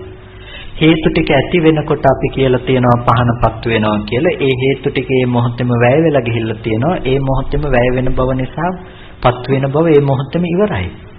ඊට පස්සේ ඊළඟ මොහොතේ අලුතෙන්ම හේතු ටික නිසා හට ගන්නවා. හේතු ටික නැති වෙනකොට ඊළඟ මොහොතේ මේක නැති වෙනවා. තුන්වෙනි එකට යනකොට අලුතෙන්ම හේතු නිසා සකස් වෙනවා. අලුතෙන්ම හේතු ටික වැය වෙනකොට වැය වෙනවා. හේතුඵල ධමයක් දකිනකොට හේතු නිසා සකස් වුණ ධර්මය හේතු නැති වෙනකොට නැති වෙනවා කියලා දර්ශනයක් ඔබට ඇති වෙයි. ඒ දර්ශනය ඇති වෙනකොට ඔබපත් වුණ පහනෙන් මිදලා තියෙයි. එක දිගට පහනක් පත් වුණා කියන එකෙන් මිදලා තියෙයි. අන්න එතනට තමයි හැම වෙලාවකදීම දර්ශනය තුල මඟ කිව්වේ. යමක සූත්‍රයේ රහතන් වහන්සේ ගැන ඇති වෙන ප්‍රශ්නෙත් ඒකමනේ. ඔබ අහලත් ඇති. රහතන් වහන්සේ මරණින් මත්තේ උපදිනවද නැද්ද? රහතන් වහන්සේ මරණින් මත්තේ උපදිනවද නැද්ද? නෑ. යමක සූත්‍රයේදී යමක හාමුදුරුවන්ට ඇති වෙනවා මිත්‍යා දෘෂ්ටියන් යතහා කීනාසෝ භික්ඛු උච්චිජ්ජති විනස්සති නොහෝති පරම්මරණ ක්ෂේනාශ්‍රව භික්ෂුන් වහන්සේ මරණින් මත්තේ සිඳෙනවා විනාශ වෙනවා මරණින් මත්තේ උපදින්නේ නැහැ කියලා. මේක යමක හාමුදුරුවන්ට ඇති වෙන මිත්‍යා දෘෂ්ටියක්. මේ මිත්‍යා දෘෂ්ටිය සංසිඳ වීම පිණිස ගොඩාක් හාමුදුරුවෝ ඇවිල්ලා කරුණු පැහැදිලි කරනවා යමක හාමුදුරුවෝ පිළිගන්නේ නැහැ. සරියුත්තරුන් වහන්සේත් ඇවිල්ලා මේ ගැන විමසනවා. විමසනකොට යමක හාමුදුරුවෝ කියන ඇත්තනේ රහතන් වහන්සේ මරණින් මත්තේ උපදින්න විදිහක් නැහැනේ කියලා. එතකොට සරියුත්තරුන් වහන්සේ නැවත කරුණු පැහැදිලි කරලා අහනවා හොඳයි ඔබ උත්තර දෙන්නකෝ. ඔබ කියන්නේ රූපය රහත්ද? රූපය රහත්ද? රූපය රහත් නැහැ. එහෙනම් වේදනාව රහත්ද? වේදනාව රහත් නැහැ. එහෙනම් සංඥාවත් රහත් නැහැ. සංස්කාරයත් රහත් නැහැ. එහෙනම් විඥානේ රහතුත් නැහැ. එහෙනම් මේ ටික නැතුව රහත් කෙනෙක් වෙනම හිටියද? නෑ මේ ටික නැතුව රහතන් වහන්සේ හිටියෙත් නෑ. එහෙනම් මේ පහ රහත්ද? නෑ මේ පහ රහතුත් නෑ. මේ එකක් රහතුත් නෑ. මේ ටික නැතුව රහතන් වහන්සේ හිටියෙත් නෑ. මේ ටික රහතන් වහන්සේ නෙමෙයි. එහෙනම් ওই මොන රහතන් වහන්සේද මරණින් මත්තේ උපදින්නේ නැහැ කියලා කියන්නේ? ස්කන්ධ ටිකක් හටගෙන ස්කන්ධ ටිකක් නැති වෙන තැනක එක ස්කන්ධයකුත් රහත් නෙමෙයි නම් ස්කන්ධ පහමත් රහත් නෙමෙයි නම් ස්කන්ධ පහ නැතුව රහතන් වහන්සේ හිටියෙත් නැත්නම් ඔය මොන රහතන් වහන්සේද මරණින් මත්තේ නැහැ කියලා කියන්නේ කියලා අහනවා. එතකොට තමයි යමක හාමුදුරු මේ කාරණාව තේරුම් ගන්නේ. මොකද මේකෙන් කියන්නේ අපිට සම්මුති ලෝකයේ තුල තියෙන දැක්ම රහතන් වහන්සේ මරණින් මත්තේ උපදින්නේ නැහැ කියන එක වැරදි කියනවා නෙමෙයි. ඒක අපි සම්මුතිය තුල කතා කරන දේ පමණයි.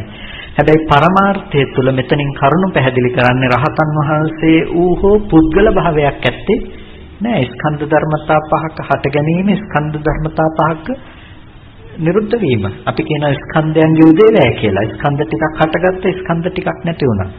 එතකොට ස්කන්ධ ටිකක් හටගෙන නිරුද්ධ වෙන තැනක රහතන් වහන්සේ වූ පුද්ගලයෙක් ඉන්න පුළුවන් කමක් නැත්තේ නෑ. ඒකම බහාලලා බලන්නකෝ ඔබ දරුවා ඉන්නවා සත්වයෙක් ඉන්නවා පුද්ගලයෙක් ඉන්නවා කියලා එළිය හම්බෙන ආරම්භණය තුල දරුවා කියන්නේ පේන රූපෙද? රූපේ කියන තැන තියෙන සතර මහා ධාතුවත් ඇහැට පේනනවා නම් වර්ණ සතහනක් කියන මේ ටික. එතකොට මේ ටික රහතන් වහන්සේ නෙමෙයි. එහෙනම් ඔබ දැනගන්න වේදනාවද දරුවා වෙන්නේ? රූපේ දරුවා නෙමෙයි නම් වේදනාව දරුවා නෙමෙයි නම් හඳුනනකම දරුවද? හිතනකම දරුවද? දැනගන්නකම දරුවද? මේ එකක්වත් දරුවා නෙමෙයි. මේ ටික නැතුව දරුවා හිටියෙත් නැහැ. එහෙනම් අපිට පේනවා දරුවා නොවුණු ස්කන්ධ ටිකක් ඇති තැනක තමයි අපි දරුවා කියලා දැනගැනීමක් ඇති කරගෙන තියෙන්නේ. එතකොට අපි ස්කන්ධ ගැන දැනුමක් ඇති කරගන්නකොට අපිට දරුවා කියලා වැරදි මානසික මට්ටමක් තිබුණා නම් ඒ මානසික මට්ටම හටගන්නේ නෑ. වෙනදා අපි සතර මහා ධාතු රූපේ දිහා බලාගෙන අනේ මේ දරුවා කියලා ඒ පැත්තේ රැවටුණා නම් අපි රැවටෙන්නේ නෑ එතන. රැවටෙන්නේ නෑ කියන එකෙන් අදහස් කරන්නේ ඔබ දරුවට සලකන්නේ නැති වෙයි කියලා එහෙමනම් නෙමෙයි. මොකද සම්මුති ඥානය නැති වෙලා නැහැනේ. ලෝකෙ තුල තියෙන නුවණ නැති වෙලා නෑ. ලෝකයේ ව්‍යවහාර කරන සාමාන්‍ය ව්‍යවහාරයේ නොඉක්මව පවතිනවා.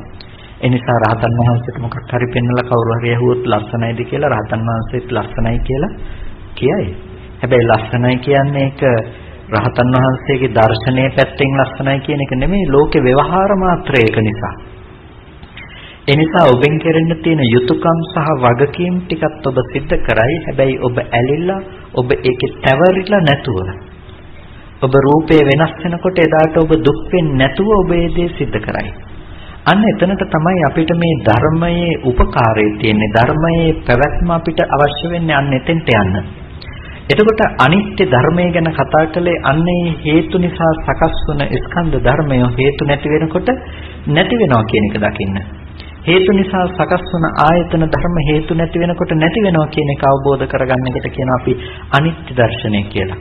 එතකොට මොකද්ද යද නිච්ඡන්තං දුක්ඛං කිව්වේ? යමක් අනිත්‍ය නම් ඒක දුකයි කිව්වේ. දුක කියන දේත් අපි තේරුම් ගත යුතු වෙනවා. දුකයි කියලා කියන්නේ කයට ඇති වෙන වේදනාව හරි මානසිකව ඇති වෙන වේදනාව හරි විතරක් නෙමෙයි.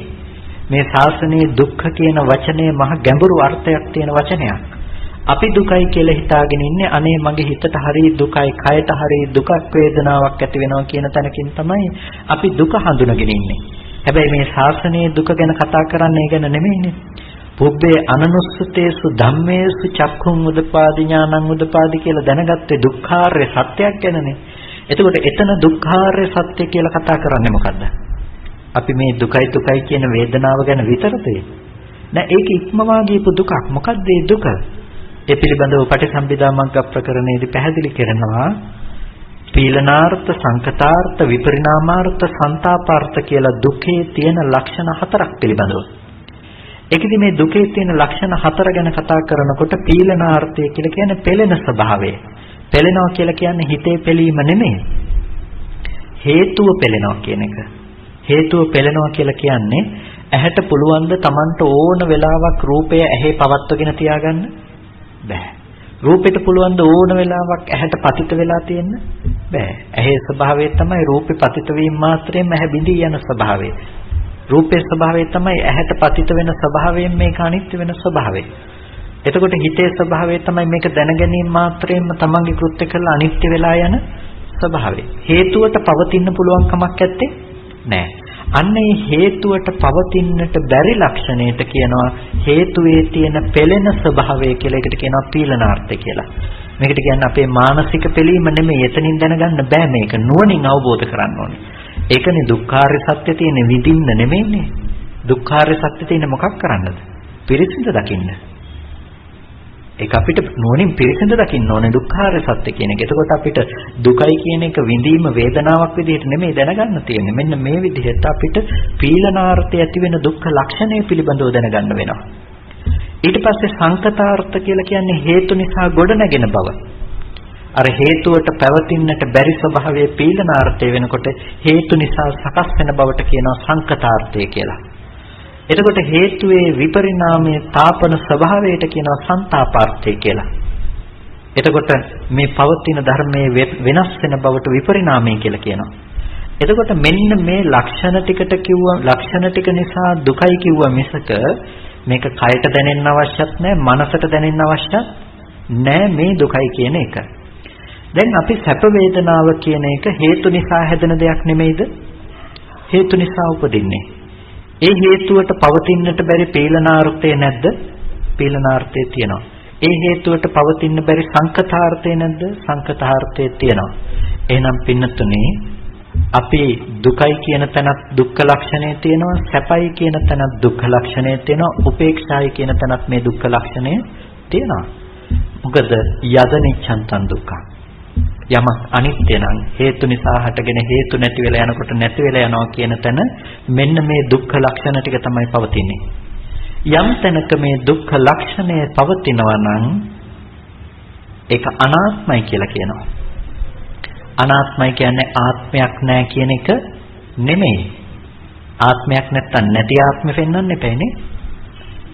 ආත්මයක් නැත්තම් නැති ආත්මෙ පෙන්වන්න ඕනේ.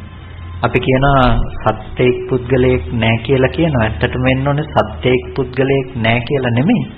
සත්ත්ව පුද්ගල භාව වශයෙන් ඇසුරු කරන්න බෑ. සත්ත්ව පුද්ගල භාව වශයෙන් ඇසුරු කරන්න බෑ. ඇයි හේතුඵල ධමයක් තියෙන්නේ? හේතු ටික සත්ත්ව පුද්ගලයෝ නෙමෙයි. හේතු නිසා හටගෙන හේතු නැති වෙනකොට නැති වෙන අන්න එකට කියනවා අනාත්මයි කියලා. අනාත්මයි කියන්නේ ආත්මයක් නැහැ කියලා එහෙම නෙමෙයි. එතකොට මෙන්න මේ දුක්ඛ ලක්ෂණය මොනතරම් ගැඹුරට යන දෙයක්ද? අන්න ඒ නිසා තමයි කිව්වේ දුක දැක්කත් නිවන් දකින්න පුළුවන්. අනිත්‍ය දැක්කත් නිවන් දකින්න පුළුවන්, දුක දැක්කත් නිවන් දකින්න පුළුවන්. සබ්බේ සංඛාරා දුක්ඛාති යදා පඤ්ඤාය පස්සති අතනින් බින්දති දුක්ඛේ සමග්ගෝ විසුද්ධිය කියලා කිව්වේ.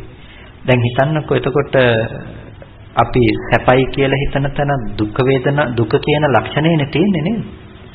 එතකොට පොදුවේ අපිට හේතු නිසා සකස් වන හැම තැනකම දුක තේරුම් ගත්තා. ඒ හැම තැනකම අපි අනාත්ම ලක්ෂණයක් තේරුම් ගත්තා. එතකොට අන්න ඒකට කියනවා අනිත්‍ය දුක්ඛ අනාත්ම ලක්ෂණය කියලා.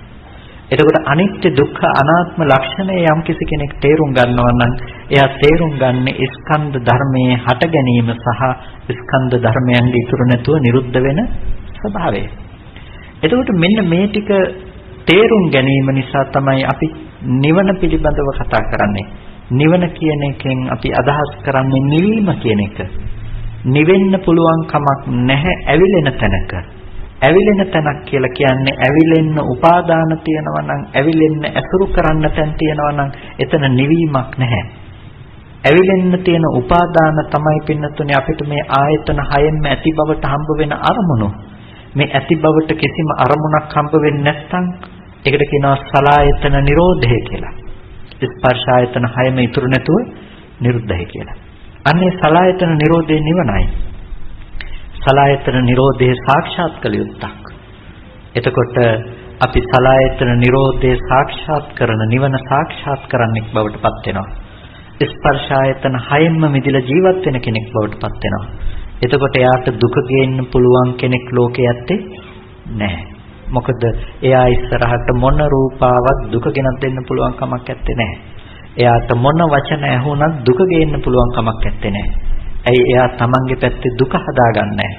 එයා ගිහිල්ලා තියෙන ලෝකෙ බනින ඔක්කොගෙම කටවල් වහලා දුක නැති කරන තැනකට නෙමෙයි. අපි යන්නේ එහෙමනේ. අපිට බැනුම් නාහින්න ඕනේ නම් අපිට ලෝකෙ ඔක්කොගෙම කටවල් වැහෙන විදිහට ජීවත් වෙන්න සිද්ධ වෙන එක කොච්චර ආයාස කරද?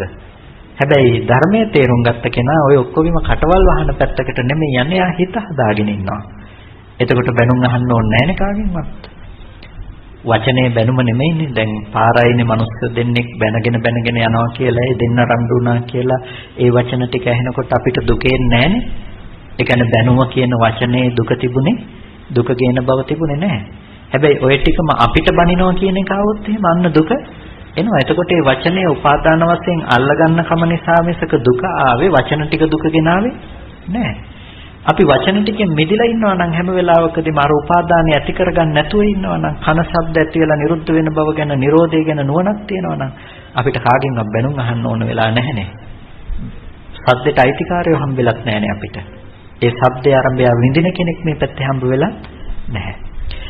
මෙන්න මේ වගේ අපිට මහා ගැඹුරු පැතිකඩක් තියෙනවා ධර්මයේ පැත්තෙන් කතා කරන්න. මේ දර්ශනයේ පැත්තේ ශාසනයේ තියෙන හර පද්ධතිය මේක ස්වාක්ඛාතයි කියලා කියන්නේ අන්න ඔය ගැඹුරු දර්ශනය නිසා.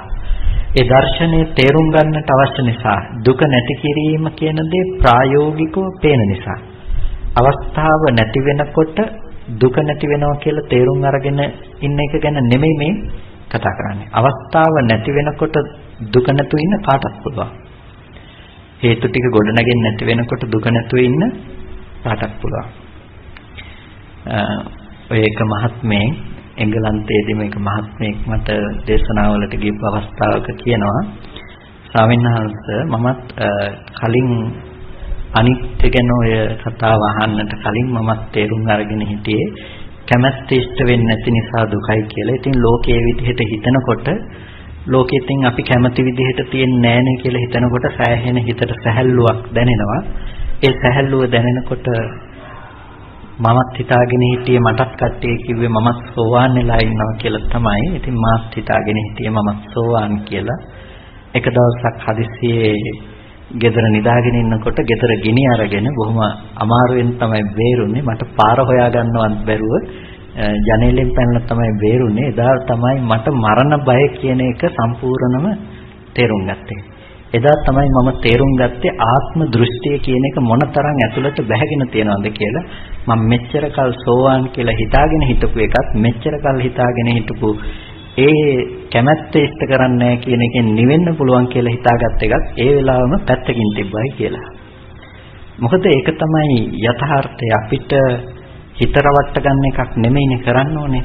ලෝකේ දෙයක් එනකොට කැමැත්ත ඉෂ්ට කරන්නේ නැහැ, කැමැතිසේ තියෙන්නේ නැහැ කියලා తాවකාලික පැලස්තරයක් දැමීම නෙමෙයි අපිට කරන්නට අවශ්‍ය වෙන්නේ. අපිට මිදෙන දර්ශනයක් තියෙන්නට ඕනේ අපේ ජීවිතේ.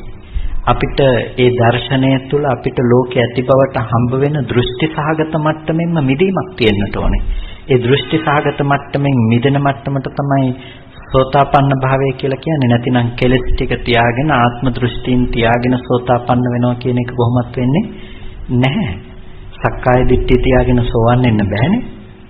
එතකොට ඒ දෘෂ්ටි සහගත බව දුරු කරගත්ත කෙනා තමයි සෝවාන් කියලා කියන්නේ. අපි ධර්මය අවබෝධ කරගන්න ඕනේ ඒ විදිහට. හේතු ටික නැති වෙනකන් අපි හොඳට ධර්මයේ තුල හික්මිලා ඉන්න කෙනෙක් හැබැයි හේතු ටික ආපු ගමන් අපි කිපිලා විනාශ වෙලා යන කෙනෙක් නම් ඒක ධර්ම අවබෝධය වෙන්නේ නැහැ. දුක ඇති වෙන අරමුණ තුලත් අපිට දුක නොහට ගන්න බව තුල වාසය කරන්න පුළුවන් නම් ඒ තරම් අපි දාර්ශනිකව දියුණු වෙලා නම් අන්න එතනට තමයි අපි අපේ නුවණ මෙහෙවන්නට අවශ්‍ය වෙන්නේ. ඒකට තමයි සලායතන නිරෝධයක් ගැන බුදුරජාණන් වහන්සේ කතා කළේ. අන්න එතන අවබෝධ කරගන්න එතනට යන්නට කවුරුත් උත්සාහවත් වන්නට ඕනේ.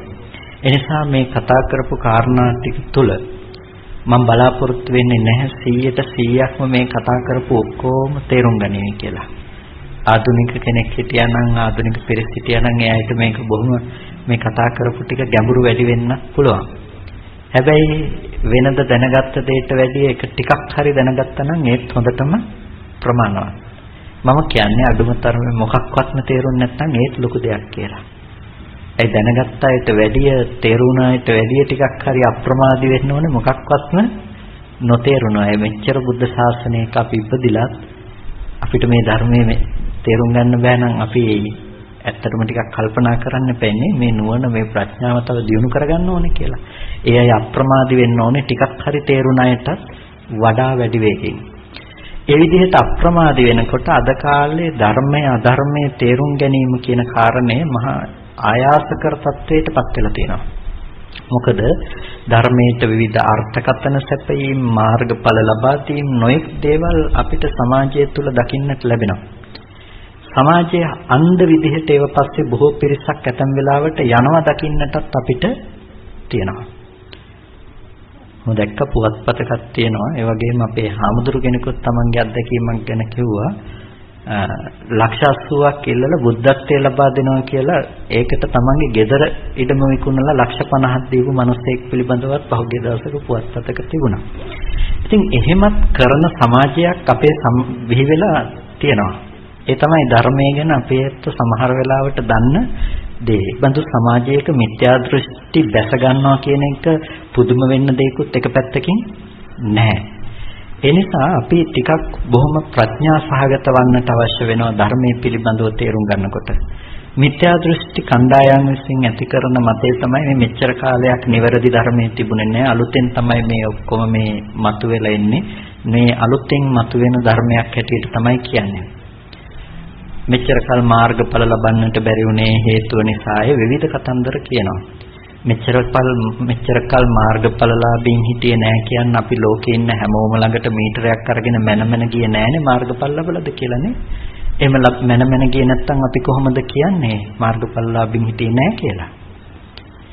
මම කියන්නේ මෙච්චර කල් මාර්ගඵල මාකට් කළේ නැහැ කියලා. මෙච්චර කල් මම සෝවාන් මම සකෘදාගාමි මම අනාගාමි මම රහත් කියලා මාර්ගඵල මාකට් කිරීමක් මෙච්චර කල් තිබුණේ නැහැ. හැබැයි දැන් මාකට් කරනවා මාර්ගඵල මම සෝවාන් මම සකෘදාගාමි මම අනාගාමි මම රහත් කියලා ඒක හොඳට මාකට් කරනවා. හැබැයි මේ ශාසනයේ එහෙම ශාසනයක් ගැන එහෙම ශාසනයක් නෙමෙයි තියෙන්නේ. යෝපන බික්කු අනුපසම්පන්නස්ස උත්තරී මනුස්ස ධම්මං ආරෝච්‍යය බුතස්මින් පාචිත්‍යං කියලා ශික්ෂාපදයකුත් තියෙනවා.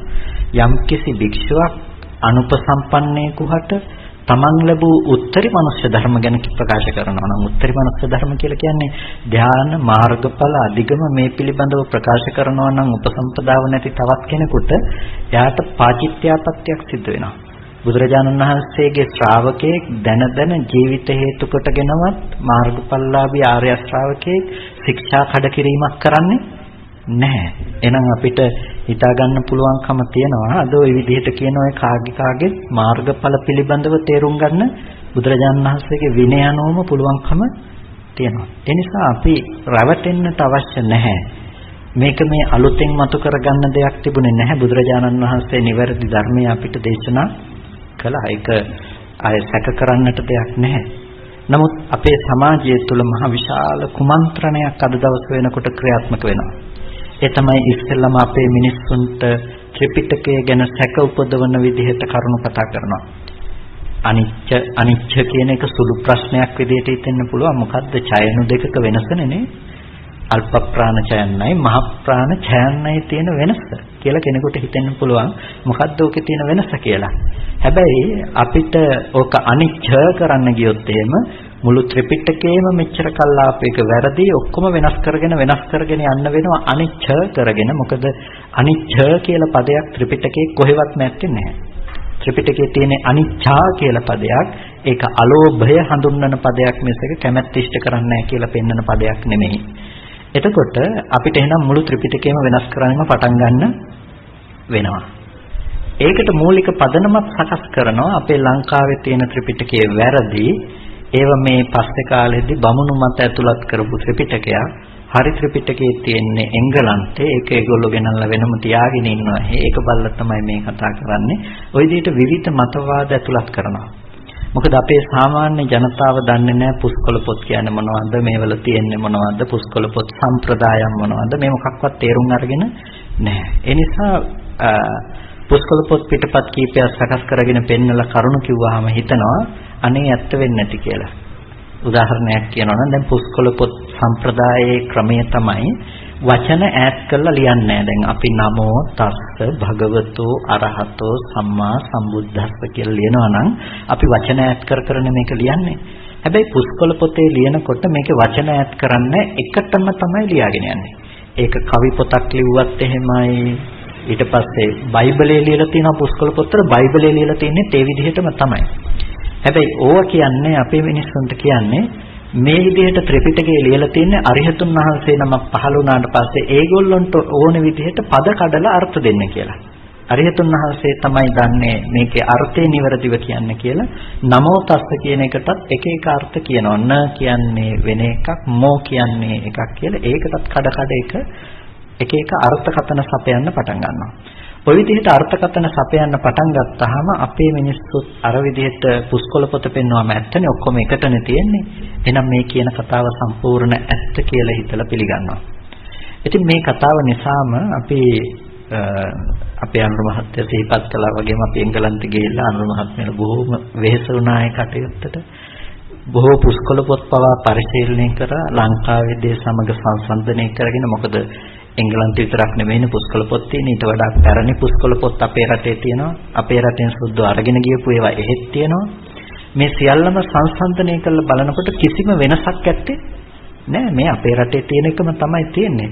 හැබැයි ඒ දේවල් එකක්වත් කතා කරන්නේ නැතුව අරක විතරක් වෙනස් කිය සාමාන්‍ය මිනිස්සු යන්නේ එහෙකයි මෙහෙකයි සංසන්දනය කරන්න අර විදිහේ වැරදි මතවාදයක් ඇති කරන අපේ සමාජයේ දැන් තියෙන ත්‍රිපිටකයේ වැරදි. මේකට හාමුදුරු එක එක අර්ථකථන දාලා තම තමන්ගේව තමයි කියන්නේ. ওই විදිහට එක එක වැරදි අර්ථකථන ඉදිරිපත් කරන්න පටන් ගන්නවා ධර්මයට. ඒකෙන් විනාශ වෙලා යන්නේ මේ පිරිසුදු ථේරවාද ධර්මය. බුදුරජාණන් වහන්සේ ලංකාවේ පහළ වුණාය කියන එකනොත් ඔయిత වැඩි දෙයක් නෙමෙයිනේ බලාපොරොත්තු වෙන්නේ. බුදුරජාණන් වහන්සේ ලංකාවේ පහළ වුණා නම් බුදුරජාණන් වහන්සේ බණ කියලා තියෙන්නේ සිංහලෙන්ද පාලියෙන්ද? ලංකාවේ පහළ වුණා නම් බණ කියන්න ඕනේ සිංහලෙන්නේ. එහෙනම් ඔය මාගදී කියලා කිව්වට පාලි භාෂාව මාගදී භාෂාව කියන දෙකක් නෙමෙයි එකම භාෂාව හඳුන්වන පද දෙකක්. එතකොට බුදුරජාණන් වහන්සේ බණ කියලා තියෙන්නේ සිංහලෙන් කියපු එකට සිංහලෙන් තමයි අර්ථකථන දෙන්න ඕනේ. ඒකල පටන් ගන්නවා Tamanට හිතෙන විදිහට මේකට අර්ථකථන දෙන්න. කේසා ලෝමා නකාදන්තා කියන එකටත් කේසා කියන්නේ කය දෙයට ආසා කරන්න එපා කියන එක. ලෝමා කියන්නේ ලොව අමාවක්සේ ගත්ත නිසා. නකා කියන්නේ නාක දෙයට ආසා කරන්න එපා. දන්තා කියන්නේ දු අන්තා අන්ත දෙක දුරු කරන්න. ඔන්න ඔය වගේ විකාර රූපී අර්ථකථන දෙනවා. බුදු ගුණ ටික ඔක්කොම සම්පූර්ණ විකෘති කරනවා.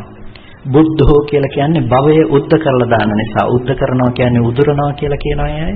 භවයේ උදුරන නිසා බුද්ධ කියනවා. කාටත් බුද්ධ වෙන්න පුළුවන් කියනවා. ඒක තව සුත බුද්ධ කියන නිසා කමක් නැහැ කියමුකෝ. ඊට පස්සේ සම්මා සම්භූ උද්ද සම්මා සම්බුද්ධෝ කියලා තියෙනවානේ. ඒකට ස්වයම්භූ ඥාණයෙන් අවබෝධ කරගත්ත නිසා නෙමෙයි සම්මා සම්බුද්ධ කියලා කියන්නේ. සං කියලා කියනවා එකට එකතු වෙලා තියෙනවා කියන එකට. සං වෙලා එකට එකතු වෙලා බැඳිලා තියෙන දේ උදුරලා දාපු නිසා සම්මා සම්බුද්ධ කියලා කියනවා. ඒකට කාටත් පුළුවන් සම්මා සම්බුද්ධ වෙන්නත් බැහැ. ඔන්න ඔය විදිහට බුදු ගුණ ටිකට පවා විවිධ අර්ථකථන සපයනවා. ඒ අර්ථකථන සපයනවා විතරක්ම නෙමෙයි. ඒ ඇස්සේ තව එක එක වැරදි මතවාද අපේ සමාජයට දෙනවා. ත්‍රිපිටකයේ මුල් පිටුව ගලවලා අයින් කරොත් බයිබලයේ මුල් පිටුව ගලවලා අයින් කරොත් මේ දෙකේම තියෙන හරය එකයි. මේ ඔක්කොම කියලා තියෙන්නේ එකම දෙය කියලා කියනවා. ආත්මවාදී ධර්මක සහ අනාත්මවාදී දර්ශනයක වෙනස හඳුනගන්න බැරි ඇත්තෝ හිතනවා මේ ඔක්කොම ඇත්ත කියලා. ඉතින් මෙන්න මේ වගේ මුළු ශාසනයම හරපද්ධතිය විනාශ කරගෙන යන වැඩපිළිවෙලක් අද දවස් වෙනකොට ක්‍රියාත්මකයි. ඒක විවිධ පැති වලින් විවිධ උපක්‍රම මගින් විවිධ ක්‍රමවලට ක්‍රියාත්මක වෙනවා. සමහර දේවල් අපේ සංස්කෘතිය, අපේ ධර්මය විනාශ කරන ආකාරයට ක්‍රියාත්මක වෙනවා. එතකොට හාමුදුරුවෝ භාවනා වැඩසටහන් දාලා මේෂික ශෝධාන ගානට අපේ සමාජයේ පත් කරන මහ කුමන්ත්‍රණ අද දවස් වෙනකොට ක්‍රියාත්මක වෙනවා. මෙහෙම සමාජයක් අද ඉතුරු වෙලා තියෙනකොට පින්නතුනේ අපි ටිකක් බුද්ධිමත් වෙන්නට අවශ්‍ය කාලයක් තමයි අද තියෙන්නේ. අපි ටිකක් ධර්මය හොයනවා කියන එක තුළ ඒ වගේ තැනකට හසු වෙලා අධර්ම සමාදානයකට ගියොත් ධර්ම සංඥාවෙන් අධර්මයේ සමාදන් වුණත් අකුසලය අකුසලේම තමයි. බුදුරජාණන් වහන්සේ දේශනා කරන්නේ බුදුරජාණන් වහන්සේගේ පරිනිර්වාණයෙන් පස්සේ ශාස්ත්‍රුන් වහන්සේ කවුරු කියලාද? මේ ධර්මයේම ශාස්ත්‍රුන් වහන්සේ කියලා. එහෙනම් ධර්මය අධර්මයේ කරනවා නම් ශාස්ත්‍රුන් වහන්සේ නැති කරනවා වගේ දෙයක් මේ කරන්නේ. ඒක මහ බරපතල අකුසලයක්. ආනන්තරිය අකුසලයක් කියලා කියන්න බැරි වුණත් ආනන්තරිය අකුසලය හා සමාන බරපතල අකුසලයක් මේක. ඒ නිසා ආනන්තරිය අකුසලය කියන දේ හොල්ලන්න පුළුවන් උනේ අජාසත් රජුරවන්ට. අවීචියේ යන්න හිටපු අජාසත් රජුරෝ පදුමේටන ගියේ. ඇයි? ධර්ම සංගායනාවක් සිද්ධ කළා. ධර්මයේ රැකපු මහ කුසලයේ නිසා. කුසලයේ එහෙමනම් ධර්මයේ විනාශ කරන අකුසලයේ ගැන 아무තෙන් කියන්න ඕනේ නෑ. ඒ නිසා අන්න ඒබඳු තත්ත්වයන් වටහා ගන්න ඕනේ. ඒබඳු තත්ත්වයන් වලට තමන් පත්වන්නටත් එපා කියන එකත් කාටත් සිහිපත් කරනවා. මොකද තමන් යෙදෙනව විතරක් නෙමෙයි අනුන් සමාදම් කරන එකත් කරලා මහ බරපතල ව්‍යසනකාරී තත්ත්වයන්ටත් වෙනවා. මේක එක ආයතනයක් එකක් විතරක් නෙමෙයි. අපේ අනුර මහත්මයා නම් වශයෙන්ම මුලින්ම සඳහන් කළා බොහෝ ආයතනයන් පිළිබඳව. බොහෝ විදිහට මේ විදිහට ක්‍රියාත්මක වෙන දේවල් වලින් තමන්ගේ මනස ගලව ගන්න. ඒකෙදි ප්‍රධානම දේ තමයි අර විදිහට අලුතෙන් මතුණා කිව්වට ඒව පස්සේ දුවන්න හදන්න එපා. අපේ නායක මහින්පාණන් වහන්සේලා මේ මෙච්චර කාලයක් දේශනා කරන්නේ මේ වැරදි දේවල් නෙමෙයි, නිවැරදි මාවත. එතකොට ඒ වගේම තමයි පාලි පදවලට සිංහල අර්ථකථන දෙනවා නම් නිකන් අමුතු කතන්දර කියනවා නම් ටිකක් පරිස්සම් වෙන්න. ඒ වගේම තමයි මාර්ගඵලලාභී කියලා එක එක සීල් ගහන්න හදනවා නම් මේකේ නම් සෝවාන් මේකේ නම් සකුදාගාමී කිය දෙන්න හදනවා නම් ටිකක් පරිස්සම් වෙන්න. ඒ තැන් වලින් ටිකක් ගැලවිලා ඉන්න උත්සාහවත් වෙන්න. මොකද අපි සෝවාන් කියලා හිතාගත්තට වැඩක් නැහැ නේ. සක්කාය දිට්ඨිය තියෙනවා නම්. සක්කාය දිට්ඨිය තියාගෙන සෝවාන් වෙලා වැඩක් නැහැ. උපදිනවා පහු. සතර අපායෙත් යනවා. ඒ නිසා සක්කාය දිට්ඨිය තියාගෙන සෝවාන් වෙන්න එපා. සක්කාය දිට්ඨිය දුරු කරගන්න. එතකොට සෝවාන් කියලා කියයි. මම කියන්නේ සෝවාන් වෙන්න හදන්න එපා කියලා. සක්කාය දිට්ඨිය දුරු කරගන්න උත්සාහවත් වෙන්න කියලා. බුදුරජාණන් වහන්සේ දේශනා කළේ එහෙමනේ. සත්‍ය ආවිය ඕමට්ටෝ ඩයිහමානෝ වමත්තකේ සක්කාය දිට්ඨි පහනාය සතෝ බික්ඛු පරිබ්බජේ. හිත ගිනිගත් එක්කේ ගින්න නිවන්න උත්සාහවත් වෙනවට වැඩි වේගෙන් සැතින් පහරලත් එක්කේ සැත් පහරගෙන කටයුතු කරනවට වැඩි වේගකින් සක්කාය දිට්ඨිය දුරු කරගන්න උත්සාහවත් වෙන්න කියලා කිව්වේ. ඔබත් සක්කාය දිට්ඨිය දුරු කරගන්න උත්සාහවත් වෙන්න. කෙලස් ටික දුරු වෙලා නම් ඔබ ඉන්න මාර්ගඵලය ගැන ඔබට අදාළ නොවේ. කෙලස් ටික දුරු වෙලා නැහැ. හැබැයි කෙලස් ටික තියාගෙන ඔබ රහත් උනත් වැඩක් නැහැ. ඒ නිසා ඕනේ මොන මාර්ගඵලයේද කියන්න නෙමෙයි කෙලස් දුරු වුණාද කියන එක කියන්නයි අවශ්‍ය වෙන්නේ. ඒ නිසා කෙලස් දුරු කරගන්න දර්ශනයක් ඇසුරු කරන්න කියන එක මේ වෙලාවේදී කාටත් සිහිපත් කරනවා. කල්පනා කරගන්න සද්ධර්ම ශ්‍රවණය කරලා හැම කෙනෙක්ම වටිනා කුසලයක් තම තමන්ගේ ජීවිතවලට සිදු කරගත්තා. මේ ਸਰව ප්‍රකාරයෙන් සිදු කරගත්ත සීල කුසල ධර්මයෝ අපි අනුමෝදන් කළ යුතු අයට අනුමෝදන් කරමු. පළමුවෙන් අපට අර්ථයෙන් ධර්මයෙන් අනුශාසනා කළ අප ධර්මාචාර්ය අවසරයි මහාකඩවල සුදස්සන ස්වාමීන් වහන්සේට, මහාකඩවල නන්දරත්න ස්වාමීන් වහන්සේට, ස්වාමීන් වහන්සේලා දෙනමතම උතුම් නිවනින් සැනසීම පිණිස මේ කුසලයේ හේතු පාරමිතාවක්ම වේවා කියලා ප්‍රාර්ථනා කරනවා. ඒ වගේම මේ ස්ථානයේට අධිග්‍රහිත වූ ධර්ම ශ්‍රවණයට පැමිණියා වූ සියලු සම්‍යක් දෘෂ්ටිකාදී දේවගණ සමූහයාට මේ පින් අනුමෝදන් කරමු. සියලු දෙවියෝ මේ පින් සතුටින් සාදුනාදයෙන් අනුමෝදන් වනු ලබත්වා. දෙවියන්ටත් මේ පින් උතුම් නිවනින් සැනසෙන්නටම හේතු පාරමිතාවක්ම වේවා කියලා සාදු කියලා පින් අනුමෝදන් කරන්න. ඒ වගේම මේ පින්වතුන් බලාපොරොත්තු වෙනවා මිය පරලෝකීය ඥාතීන්ට පුණ්‍යානුමෝදනා කරන්නට විශේෂයෙන්ම ප්‍රධාන අරමුණ හැටියට W කුසුම්පිය සීලී ආදරණීය මෑණියන් මිස තෙවසරකට පමණ මිය ගිය මෑණියන්ටත් ඒ වගේම පියතුමා වූ ඒ ගුණපාල මහත්මයා වසර 33කට පෙර මිය පරලෝකීය ඒ ගුණපාල මහත්මයා කියන මේ මෞපිය දෙපළ ප්‍රධාන කරගත්ත මිය පරලෝකීය සියලුම ඥාතීන්ටත් අපි පුණ්‍යානුමෝදනා කරනවා. මේ සෑම සියලු දෙනා නමින් මේ පරලෝකීය සියලු ඥාති වර්ගයා මේ පින තමන් කළ පිනක් මෙන් සතුටින් සාදුනාදයෙන් අනුමෝදන් වනු ලබත්වා. ඒ ඥාතීන්ට දුකින් මිදී උතුම් නිවනින් සැනසෙන්නටම මේ පින හේතු පාරමිතාවක්ම වේවා කියලා සාදු කියලා පින් අනුමෝදන් කරන්න. ඒ වගේම මේ සියලු කුසල ධර්මයේ අපි විශේෂයෙන්ම අනුමෝදන් කරනවා විහාරස්ථානයේ විහාරාධිපති අවසරයි පූජනීය තලගල විමල නාහිම්පාණන් වහන්සේට ඒ වගේම විහාරස්ථානයේ වැඩ වාසය කරන අනිකුත් සියලුම අපේ ගෞරවනීය ස්වාමීන් වහන්සේලාටත් ගෞරවනීය නායක මාහිම්පාණන් වහන්සේ ප්‍රදාන කරගත් සියලුම ස්වාමීන් වහන්සේලාට නිදුක් නිරෝගී සුවපත් භාවයේ සැලසේවා. තමන්ගේ ශාසනික කටයුතු යෙහින් සිද්ධ කරගෙන උතුම් නිවනින් සැනසීම පිණිස මේ කුසලය හේතු පාරමිතාවක්ම වේවා කියලා සාදු කියලා පින් අනුමෝදන් කරන්න.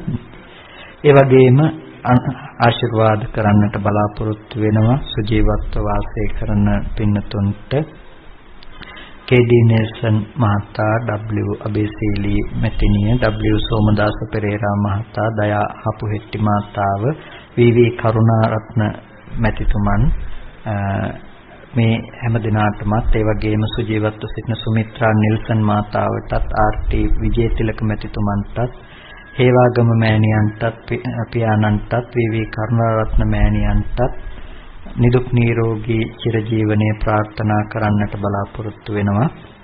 ඒ වගේම අද දවසේදී දායකත්වයේ දරන අනුර මහත්මයාටත් ඒ වගේම මේ අවස්ථාවට සම්බන්ධ නොවුනත් රුවන්ති මහත්මියටත් අපි විශේෂයෙන්ම පුණ්‍යානුමෝදනා කරනවා. විශේෂයෙන් මේ පින්වත් දෙපළ මහා වෙහෙසක් ගත්තා පිට ත්‍රිපිටකයේ පරිශීලනයේට ඒ පුස්කොළ පොත් ආදී පරිශීලනය පිණිස ඒ වගේම අපේ සමස්ත ශ්‍රී ලාංකීය ජනතාවටත් ඒ පුස්කොළ පොත් පරිශීලනයේට අවශ්‍ය පහසුකම් සලසන්නට ඒ දේවල් ෆොටෝ කරලා අන්තර්ජාලය තුල තැන්පත් කරන්නට අවශ්‍ය කටයුතු සම්පාදනය කිරීම වශයෙන් සමහර විට මුළු දවසක්ම හිටගෙන පුස්කොළ පොත් ඉවර වෙනකම්ම ෆොටෝ ගහපු අවස්ථා තිබුණා. ඉතින් අපි මේ පින්වත් දෙපළටත් විශේෂයෙන්ම පුණ්‍යානුමෝදනා කරනවා. නම් සඳහන් කරන්නට යෙදුණු සුජීවත්ව සිටින සෑම සියලු පින්නතුන්ට නිදුක් නිරෝගී සුවපත් භාවයේ චිරජීවනයේ සැලසේවා. කායික මානසික සැනසෙල්ල ඇති කරගෙන ගෝරකටව භයංකර දුක් සහිත සසරින් එතරව ලබන අමා මහ නිවනින් සැනසෙන්නටම මේ කුසලය හේතු පාරමිතාවක්ම වේවා කියලා සාදු කියලා පින් අනුමෝදන් වන්න. හැම දිනාටම තෙරුවන් සරණයි. අභිවාදන සීලිස්ස නිච්ඡං වද්දා පචායිනෝ චත්තාරෝ ධම්මා වද්ධන්ති ආයුවන්නෝ සුඛං බලං ආයුරාෝග්‍ය සම්පatti සග්ග සම්පatti මේවච අතෝ නිබ්බාන සම්පatti මිනාතේ සමිජ්ජතු.